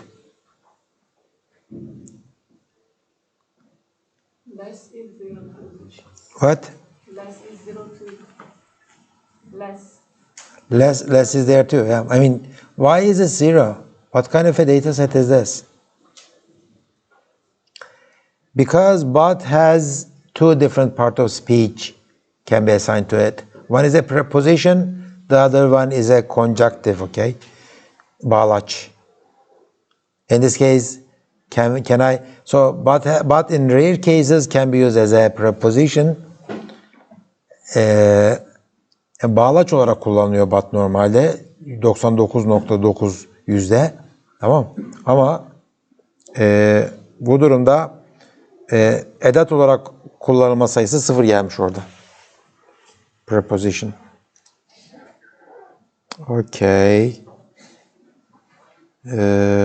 So these are some numbers. So they have marked.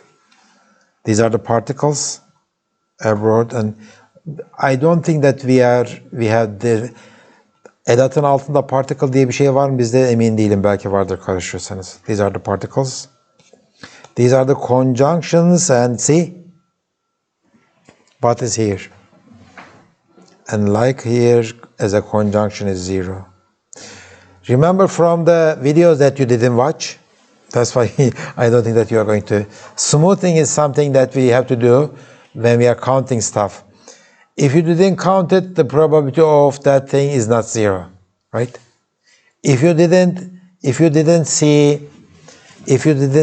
like as a conjunction, doesn't mean that like can never happen as a conjunctive. It is probability is low, but it's not 0. Okay, and that's what we do as smoothing to prevent these kind of logical errors. Okay, so for the part of speech tagging, we choose a tag set, and tag sets are different. I mean, if we choose those 8 tag set, it's the simplest one, but the Penn tree bank tag set has 45 tags. This is okay. This is a preposition, verb, but past tense verb, present tense verb, verb but ing verb, etc. So these are the 45. Cardinal number, noun but singular noun, noun but plural, okay? Possessive ending, okay? His, etc. or tables, right? Adverb, comparative, adverb superlative, okay? Participle of particles, right? Interjection. These are interjection is what? Interjection is ünlem, yeah. Verb past tense, verb ing, verb past particular, participle, verb non third singular present tense, and verb third singular present tense. So how many verbs? 1, 2, 3, 4, 5, 6. Just that one verb. And adjectives are, what are the adjectives? Where are they? J. They should start, yeah, J. Adjective, comparative adjective, superlative adjective. And the same thing, adverb, comparative, and superlative. Okay, so 45 different types of part of speech tags. And I'm going to show you some other tag set which will have more than 100 tags in it. By the way, punctuations, you don't say, you just call them punctuations. And there are different punctuations. For example, sentence final punctuation, okay? Dot, exclamation mark, question mark. Okay? Good, any questions? Okay, let's take some break. After the break, we will continue.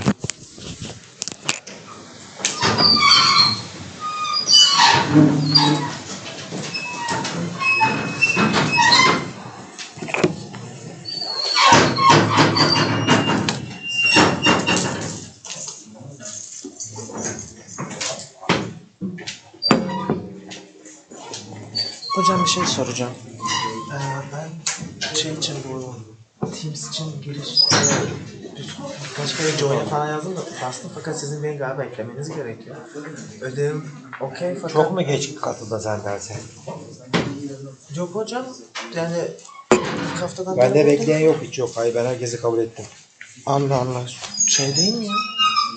Ne zaman katıldın sen derse? Direkt hocam ilk seçimden Ne zaman istedin peki şeyi? Teams'i? geçen haftaya da ondan önceki Geçen hafta istediysen ben onu kabul etmemişimdir tabii ki. 5 hafta olmuş, sen 5 hafta sonra mı istiyorsun? Hocam ben açılmadı zannediyordum. Sonradan baktım şeyde varmış. Nedir o? İyi de ilk derste söyledik, videoda da var onun hepsi. Hocam ben ilk derse kaçırmıştım. İkinci derste de söyledik. İkinci Sen iç derste de falan, neyse. Tamam, bir bakayım şurada. Nerede ekipler, istekler, neredeydik o ya? Sohbette mi var? Sol üstte alabilir miyim? Biraz daha sağa getir. Etkinlikte mi var? Etkinlik. Bir daha ben telefona atsana. Teams'ten bir daha istek gönderdim şimdi. Ha? Ha, kod duruyor mu? Nerede?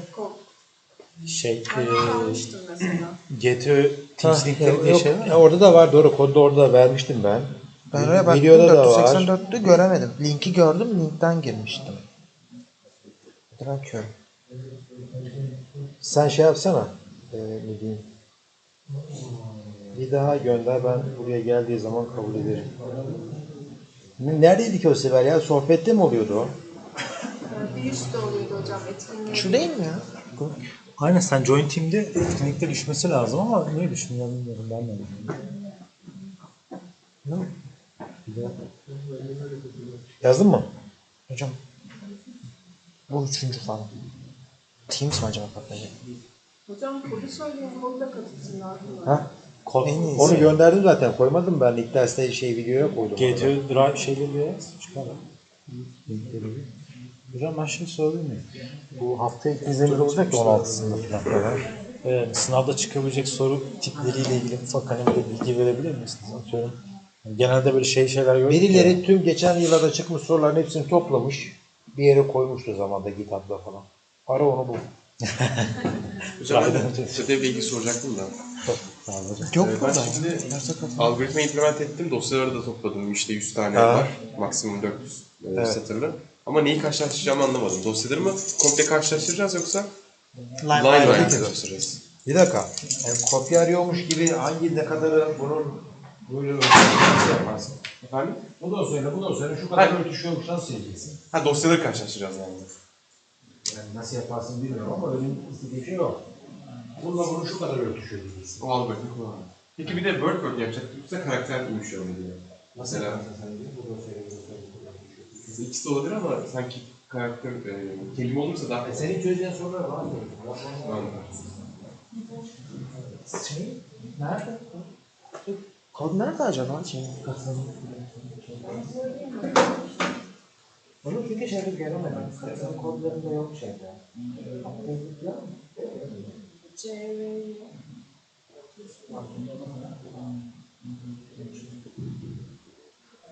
C, Z, Y, GSQ 1. G, S.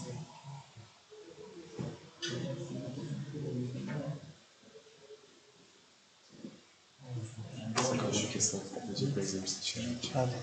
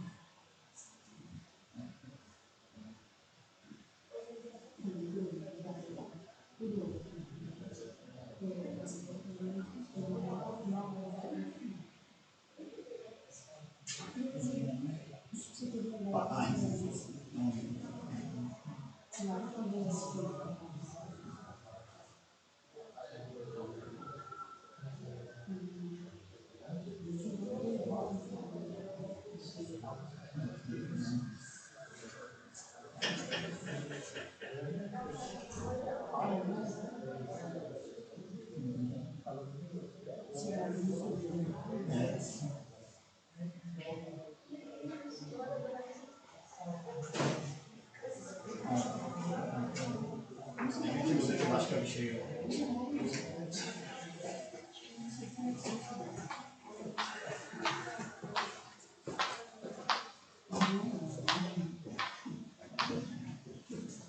Peki ben bir tane daha ekstra sorayım.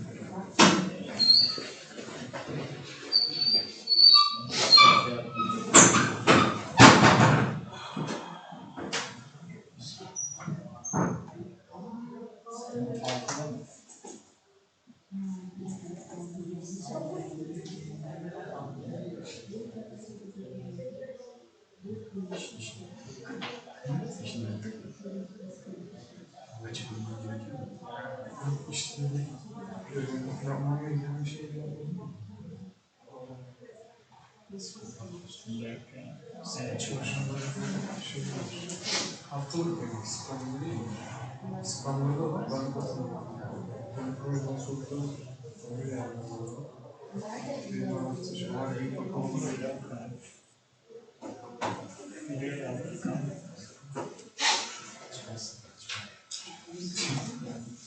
Ağlamaya yapacağımızı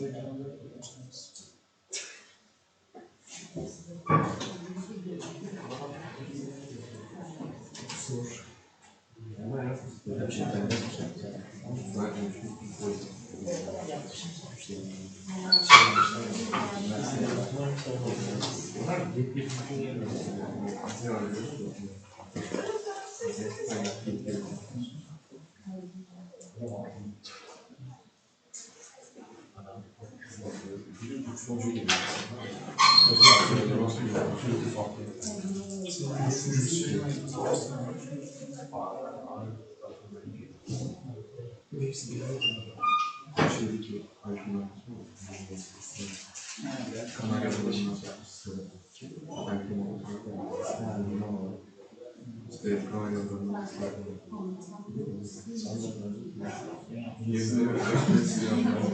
Köyden attım mesela yemiş.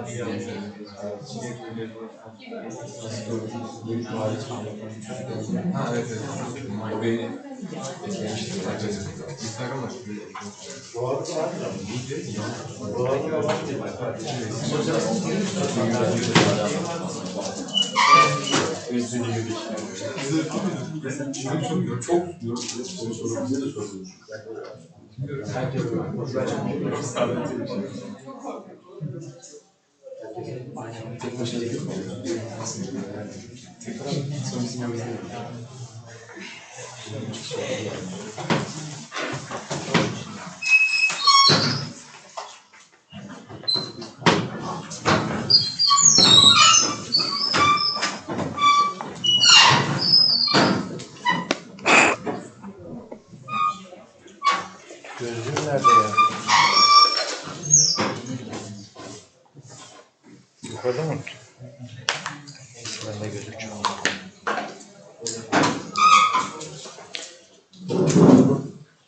Okay, so this is pen tree bank part of speech tag set, and it is marked for each word in the data set corpora. It is all marked like this. This is marked as determiner, adjective, noun, verb, but VBD, okay? And this is a preposition, determiner, noun, etc. Okay? So this is noun, but singular. No, it is not. What is NNS? NNS is plural, okay? Okay, so this is plural, and this is dots, the punctuation. Okay, good. So words often have more than one part of speech tags. For example, back, in this case, is adjective, right? The back door. On my back is noun. When the water's back is adverb. And promise to back the bill is verb. Okay? So verb, adverb, noun, and adjective. Back can have 4 different part of speech tags depending on the context. So again, it's an ambiguity. Ambiguity is what we deal with in natural language processing or any artificial intelligence problem. And this is an interesting statistics. Okay. In this 45 tag tree bank brown, okay, there are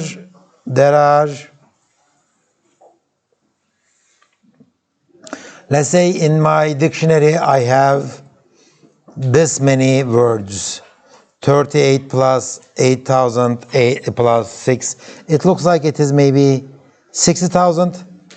Maybe it is 48 for 50. Yeah, it is like 60,000 words. Out of 60,000 words, only 38,857 of them unambiguously one tag words. Okay, there is only one tag. It's just either noun or verb or etc. So ambiguous 2 tags are so it is like 46,000, right? Okay, 46,000. So 2 tag word, the number of 2 tag words is 6,700. Number of 3 tags is 1,600, and as it goes that way. So there are some words that have 9 tags. For example, that, more, and in. Okay, so that can have 9 different tags depending on the context. Okay, so the number of words that can have 6, 4, 3 number of words that can have 7 or 8 or 9 tags are very small. Okay, total of maybe around 10. And they are very well known words. They are very frequently used words. That's what makes them problematic actually, right? I mean, these words are rarely occurring words, okay? Rare words, they have a single meaning. They have single tag. But the words that we use often, like these close to 9,000 ones, they have lots of ambiguity. That's what makes the natural language processing difficult. Most of the rules are nice, okay? Most of the words are nice. They behave according to the rules, but very small number of words and structures are ambiguous, but we use them most often. Okay, and these look like, okay, these are the words that we use most often, and they can have many different tags. By the way,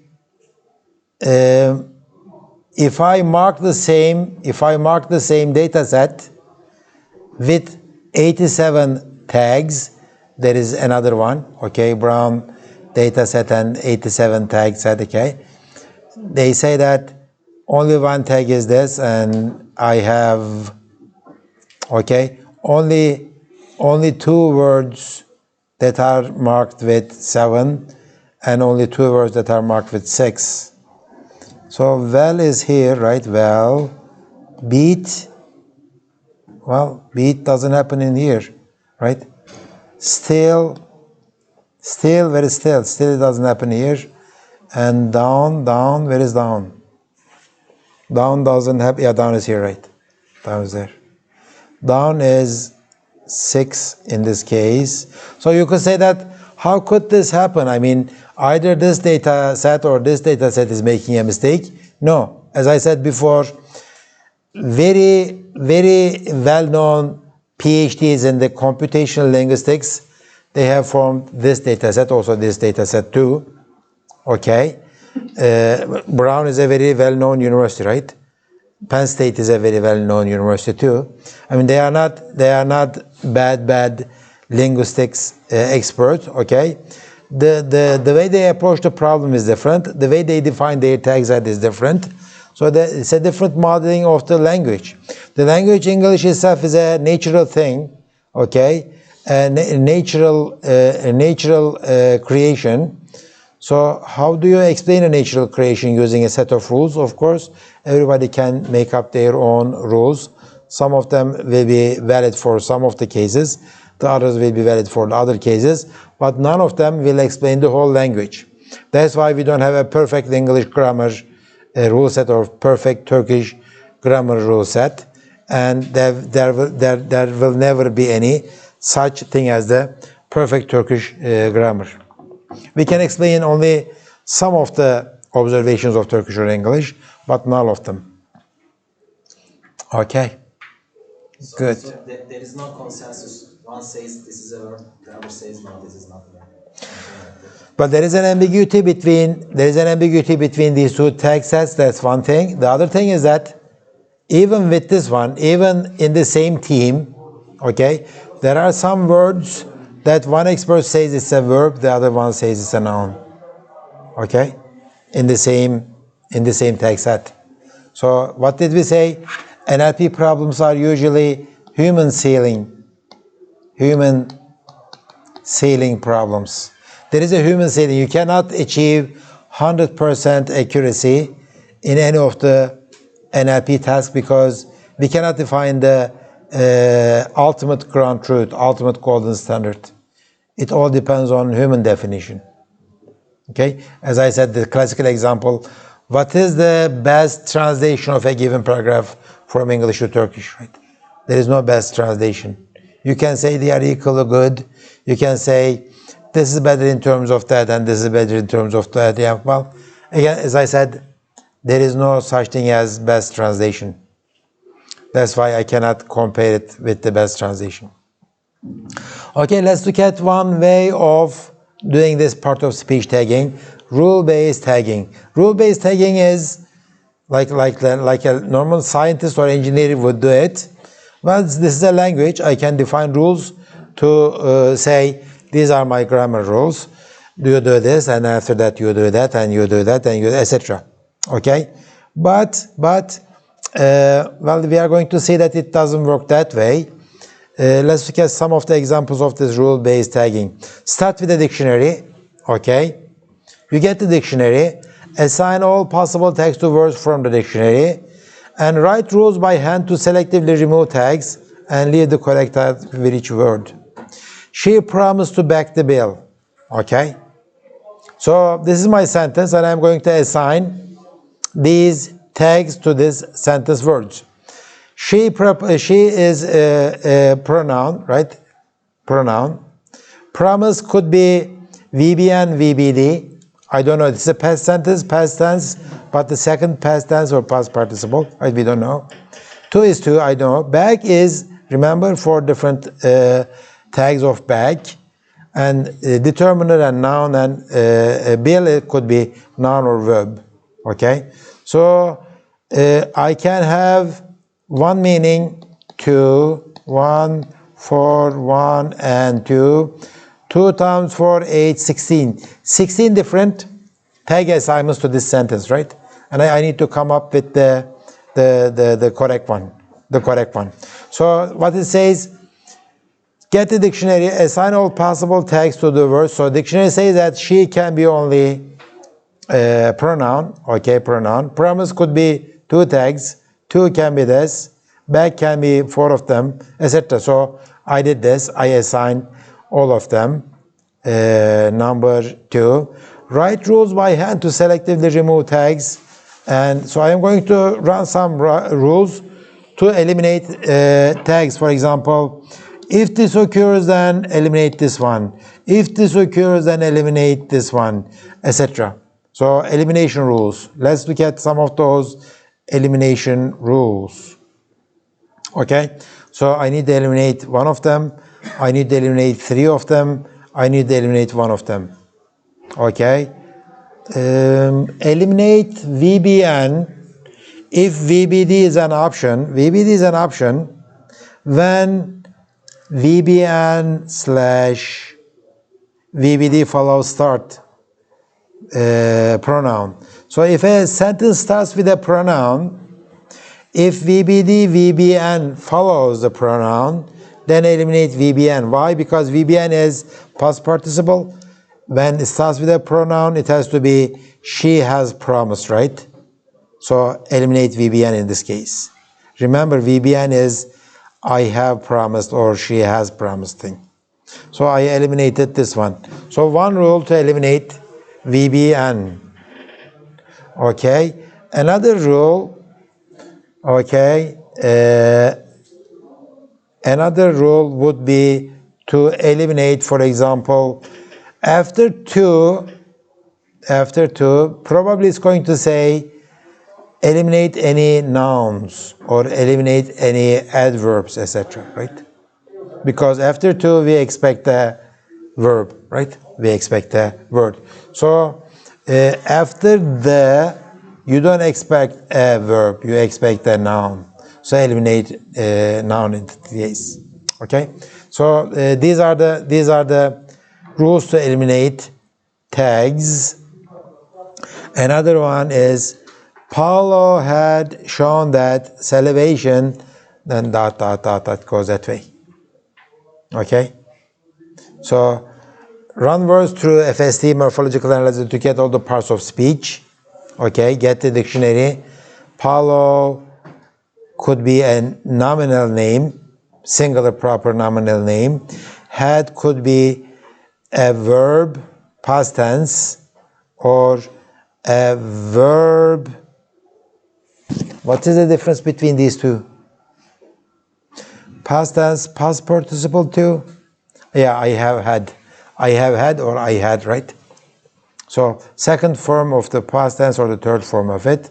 Shown is just a past participle single verb, okay? That could be an adverb. Determiner, I don't know what CS is. I don't know. Pronoun and singular. Salivation, this. So I will have just one tag, 2 tags, one tag, 4 tags, and 1 tag. Okay? That's the stage 1. Stage 2 is run these rules. Okay, these are the rules. Can you, let's see if you can, what do you see when you look at these rules? What does it look like? What kind of programming language is this? What? What kind of programming language uses lots of parentheses? It looks like Lisp, right? So it says, what does it say?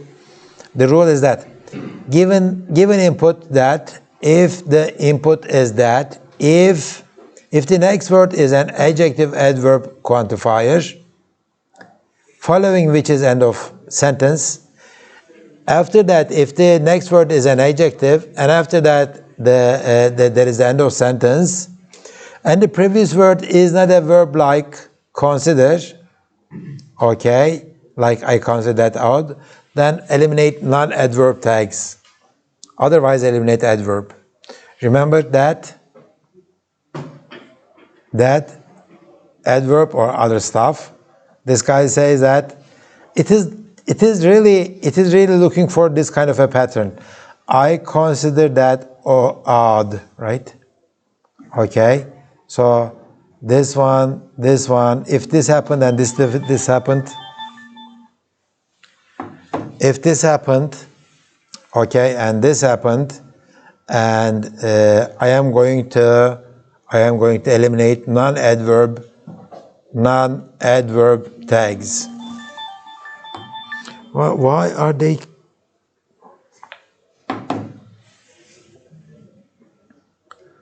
Okay, so that's what's going to happen. I am going to eliminate either adverb tag or non-adverb tags.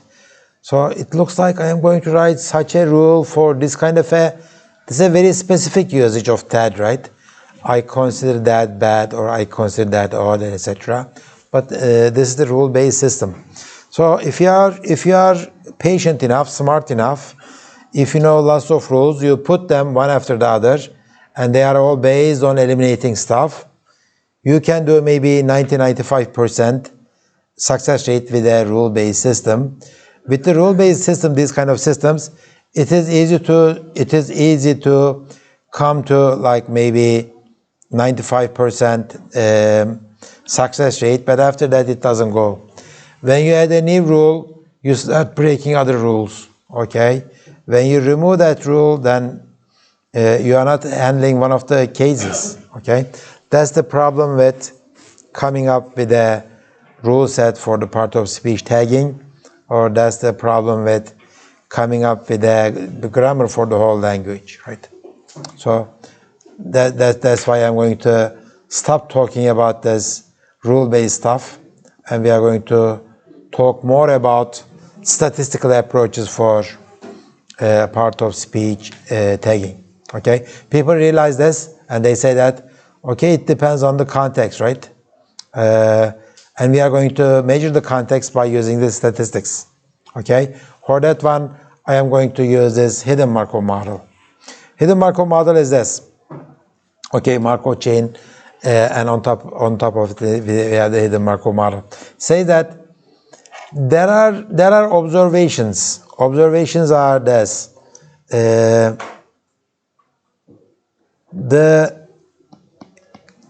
koala put the keys. These are my observations. Observation. These are my words. Okay. For each observation, there is a hidden assignment.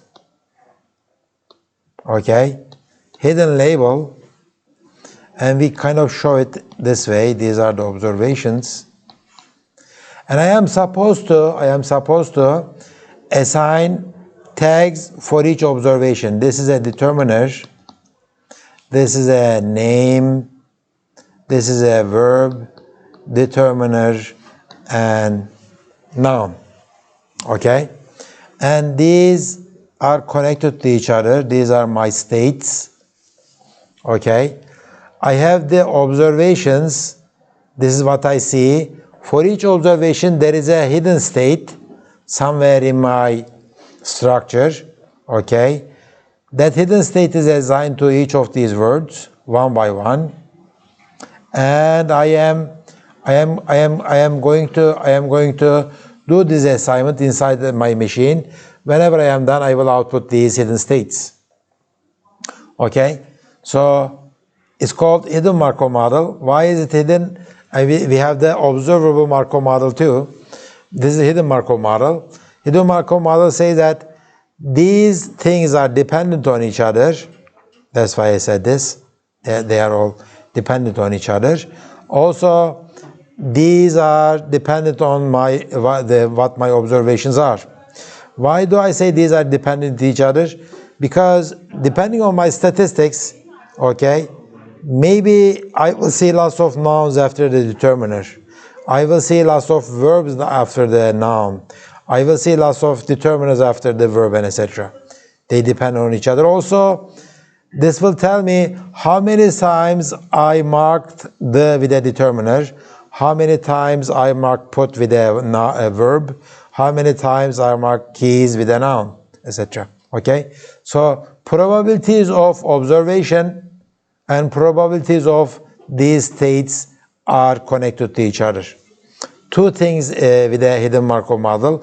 If I can find these probabilities, if I can calculate or estimate these probabilities, then the hidden Markov model is going to give me a nice algorithm to optimally assign these labels to each of these words.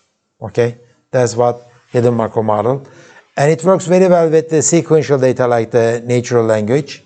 It will work very well with the speech data. Okay, speech recognition. Or part of speech tagging, or anything that has a one-dimensional structure. So, optical character recognition, machine translation, again, these are all stuff that are used with the hidden Markov model. Okay, so part of speech tagging is a sequence classification. That's what we are going to do. This example will come a lot. The Secretariat is expected to raise tomorrow. Can you translate this to Turkish? Somebody translate this to Turkish.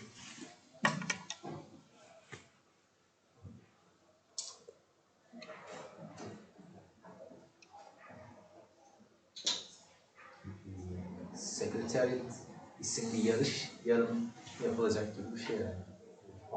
Sekreter isimli yarışın yarın yapılması bekleniyor. Türkçesini söylesene. Sekreteriyet ne demek? Sekreterlik değil mi? Sekreteriyet, sekreterlik demek. Atadır yani.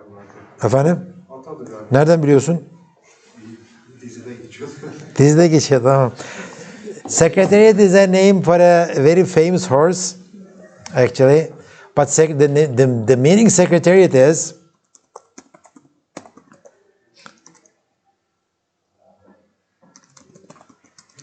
the name secretariat is, okay, this is the horse secretariat. It was born in 1970 and it died very young. I guess this is okay for a horse, okay. So I think that's the meaning of it. So it's a proper name, but in the dictionary definition, if you look at it, permanent administrative office. So this is the of müdüriyet, right? So the meaning of it is, if we didn't have that horse, is very well known meaning is müdüriyet. Okay? So when you say the müdüriyetin yarın yarışması bekleniyor is something weird. But when you say the horse secretary is expected to race tomorrow. So we are going to look at it this way, and we are going to assign tags for each word in this one. So it looks like race is something noun and verb. Secretary is going to be noun anyways, if we use just 8 tag system. Expected could be, expected is noun. Somebody is expected, right? Expected stuff. expected value, right? In that case, it's an adjective. And tomorrow could be adverb or adjective. So what is the best sequence of tags? What is the best sequence of tags that corresponds to this sequence of observation? It's going to be like this. Given, okay, the word one is secretariat. The second word is, third word is expected, etc. What are the probabilities that the first tag is name, second tag is verb, third tag is verb again, okay, V, B, D, it goes like that. So I am going to calculate this probability. And I'm going to do this using hidden Markov model. See what did I have to do before? Remember, I was saying that what is the probability that if somebody types they meant to, okay? We were calculating that. Now I'm going to calculate this one. Or we were calculating what is the probability of sentence I came to school, right? Now we are going to calculate this one. What is the probability of the sentence having these tags? Okay? I'm going to calculate this probability. And again, probabilistic approach. Probabilistic approach is very well. We like it. Why? Because it's a very good solution for ambiguity. We don't solve the ambiguity problem. We say that this has the highest probability, right? We say that this has the highest probability. 1, 2, 3, 4, 5, 6. They all play with their phones. They don't. Let me see how then they are going to wake up.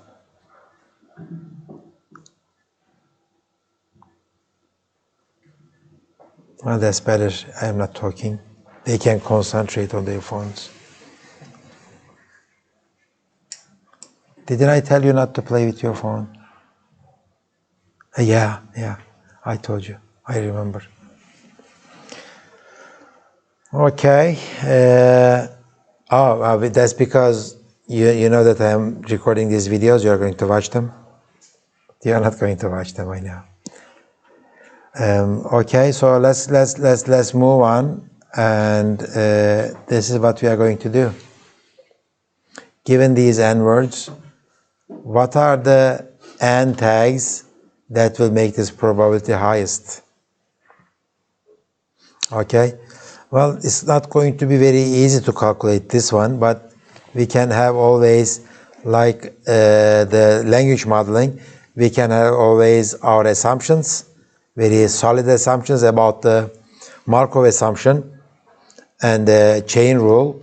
If we put them together, we will have very nice approximate, it's going to be like approximate, but very controlled approximate results, and it will assign nice tags for each of our words. Okay, so that's what we are going after.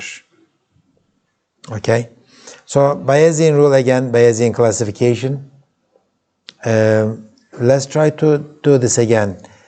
Given W, what is the probability of I am assigning this T to it?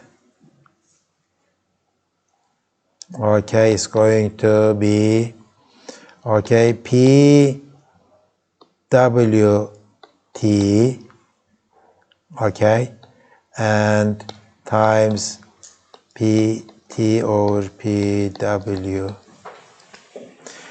Calculating this, how many times this word has occurred, how many times this T has occurred, Okay, I know. How many times this occurred and how many times was the word W? If I calculate this one, multiply all these three together and calculate this one. Okay? So it looks like, let's say I am talking about T as, let's say, verb, okay? And this W is, let's say, back. How many times back happened in my corpora?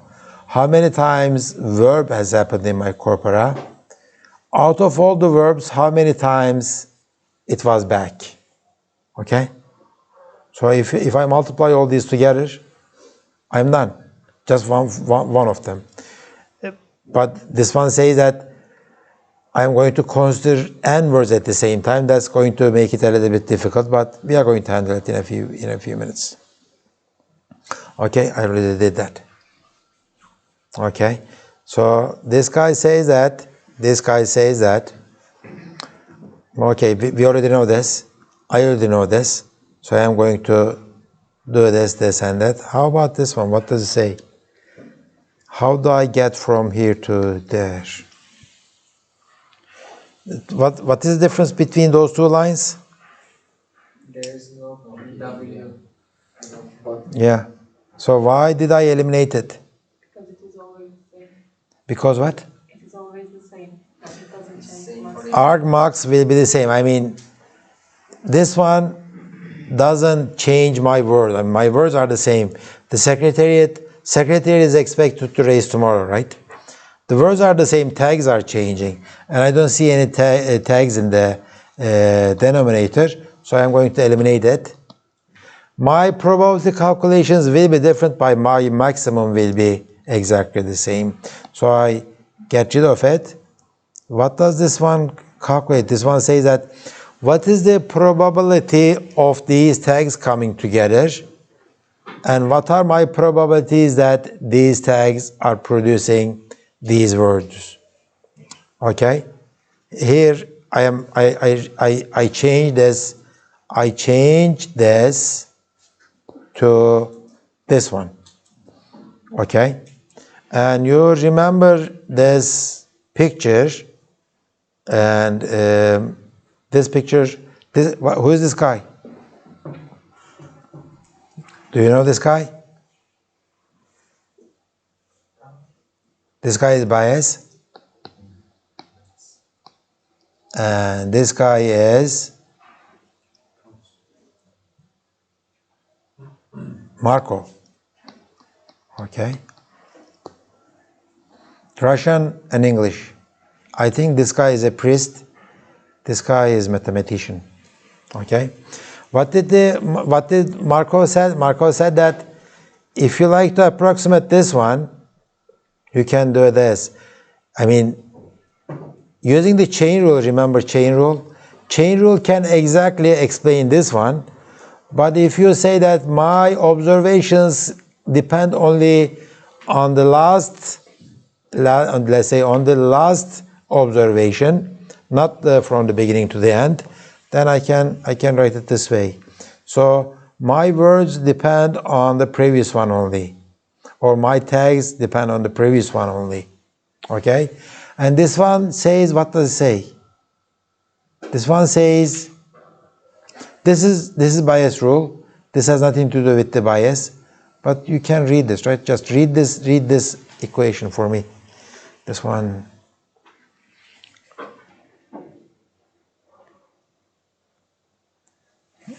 It is, let's say,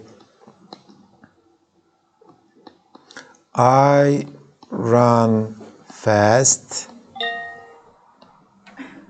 pronoun, verb, adverb. Okay, it is the same as probability of I pronoun times am I doing it just opposite? Sorry. Yep. This is pronoun I. This is verb run and p fast adverb. That's what say. So these assignments, these tag assignments are independent of each other, which is different, right?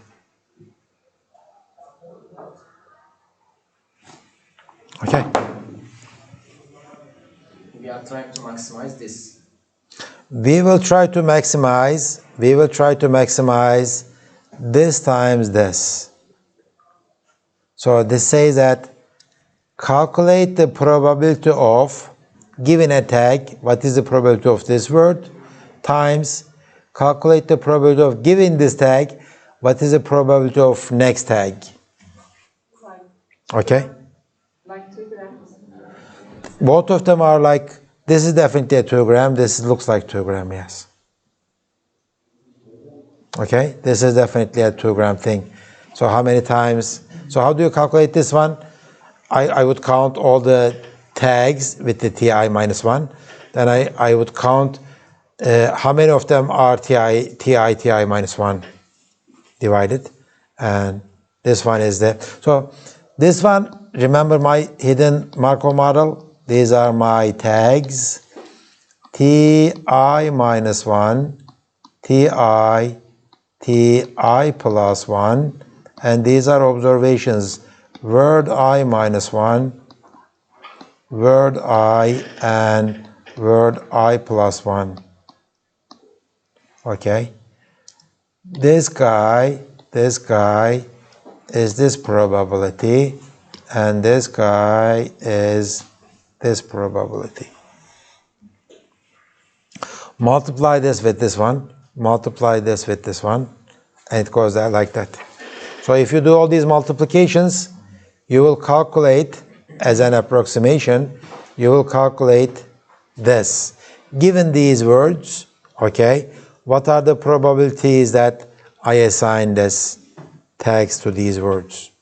And if you iterate all over the space, the tag space, find me the optimal set of tags for this one. Okay? Well, you might say that, for each word, there are 47 different tags, right? Remember the Pantry Bank? Pantry Bank says there are 47 different tags, okay? And if I have 10 words, so it is like 47 times 47 times 47, it's like 47 to the power 10, which is a very, very big number. That's not going to work if you like to do it with the brute force approach, but we are going to find a dynamic programming technique for that one, and it's going to be very similar to our edit distance thing, because dynamic programming is always similar to each other, and we are going to find it in not exponential time, but in polynomial time, and it's going to be called Viterbi algorithm. Viterbi algorithm. Where is my? Yeah, okay. This is the guy Viterbi. Okay. Well, I don't know why they call it Viterbi algorithm, because it's straightforward application of dynamic programming or shortest path. But I guess this guy was the first one to use it not in an NLP case, but in a signal processing case, maybe a noisy channel algorithm. And it's going to be in the, basically it is this. It's this. I want to race. I could be a noun or two or verb or preposition. One could be a noun or two or verb or preposition, etc. Right? So I am going to find a path starting from this address, then choose one of them, then this, then this, then this. Find me a path in this graph from left to right, so that I will have the largest probability. Okay, I'm multiplying all of those. Remember, we were trying to find a path from the lower left corner to the upper right corner in the edit distance stuff. This one is same thing too. Oh, by the way, yeah. This one has to be like this. From the start to end. The same thing, okay? I started from this end, I am ending at this end. Okay? But it looks like I am out of time. I will stop at this point. Tomorrow, no, not tomorrow. Next week, we will do our exam. And you are responsible up to the point where I showed you these two guys. Okay? Good. I will see you next week.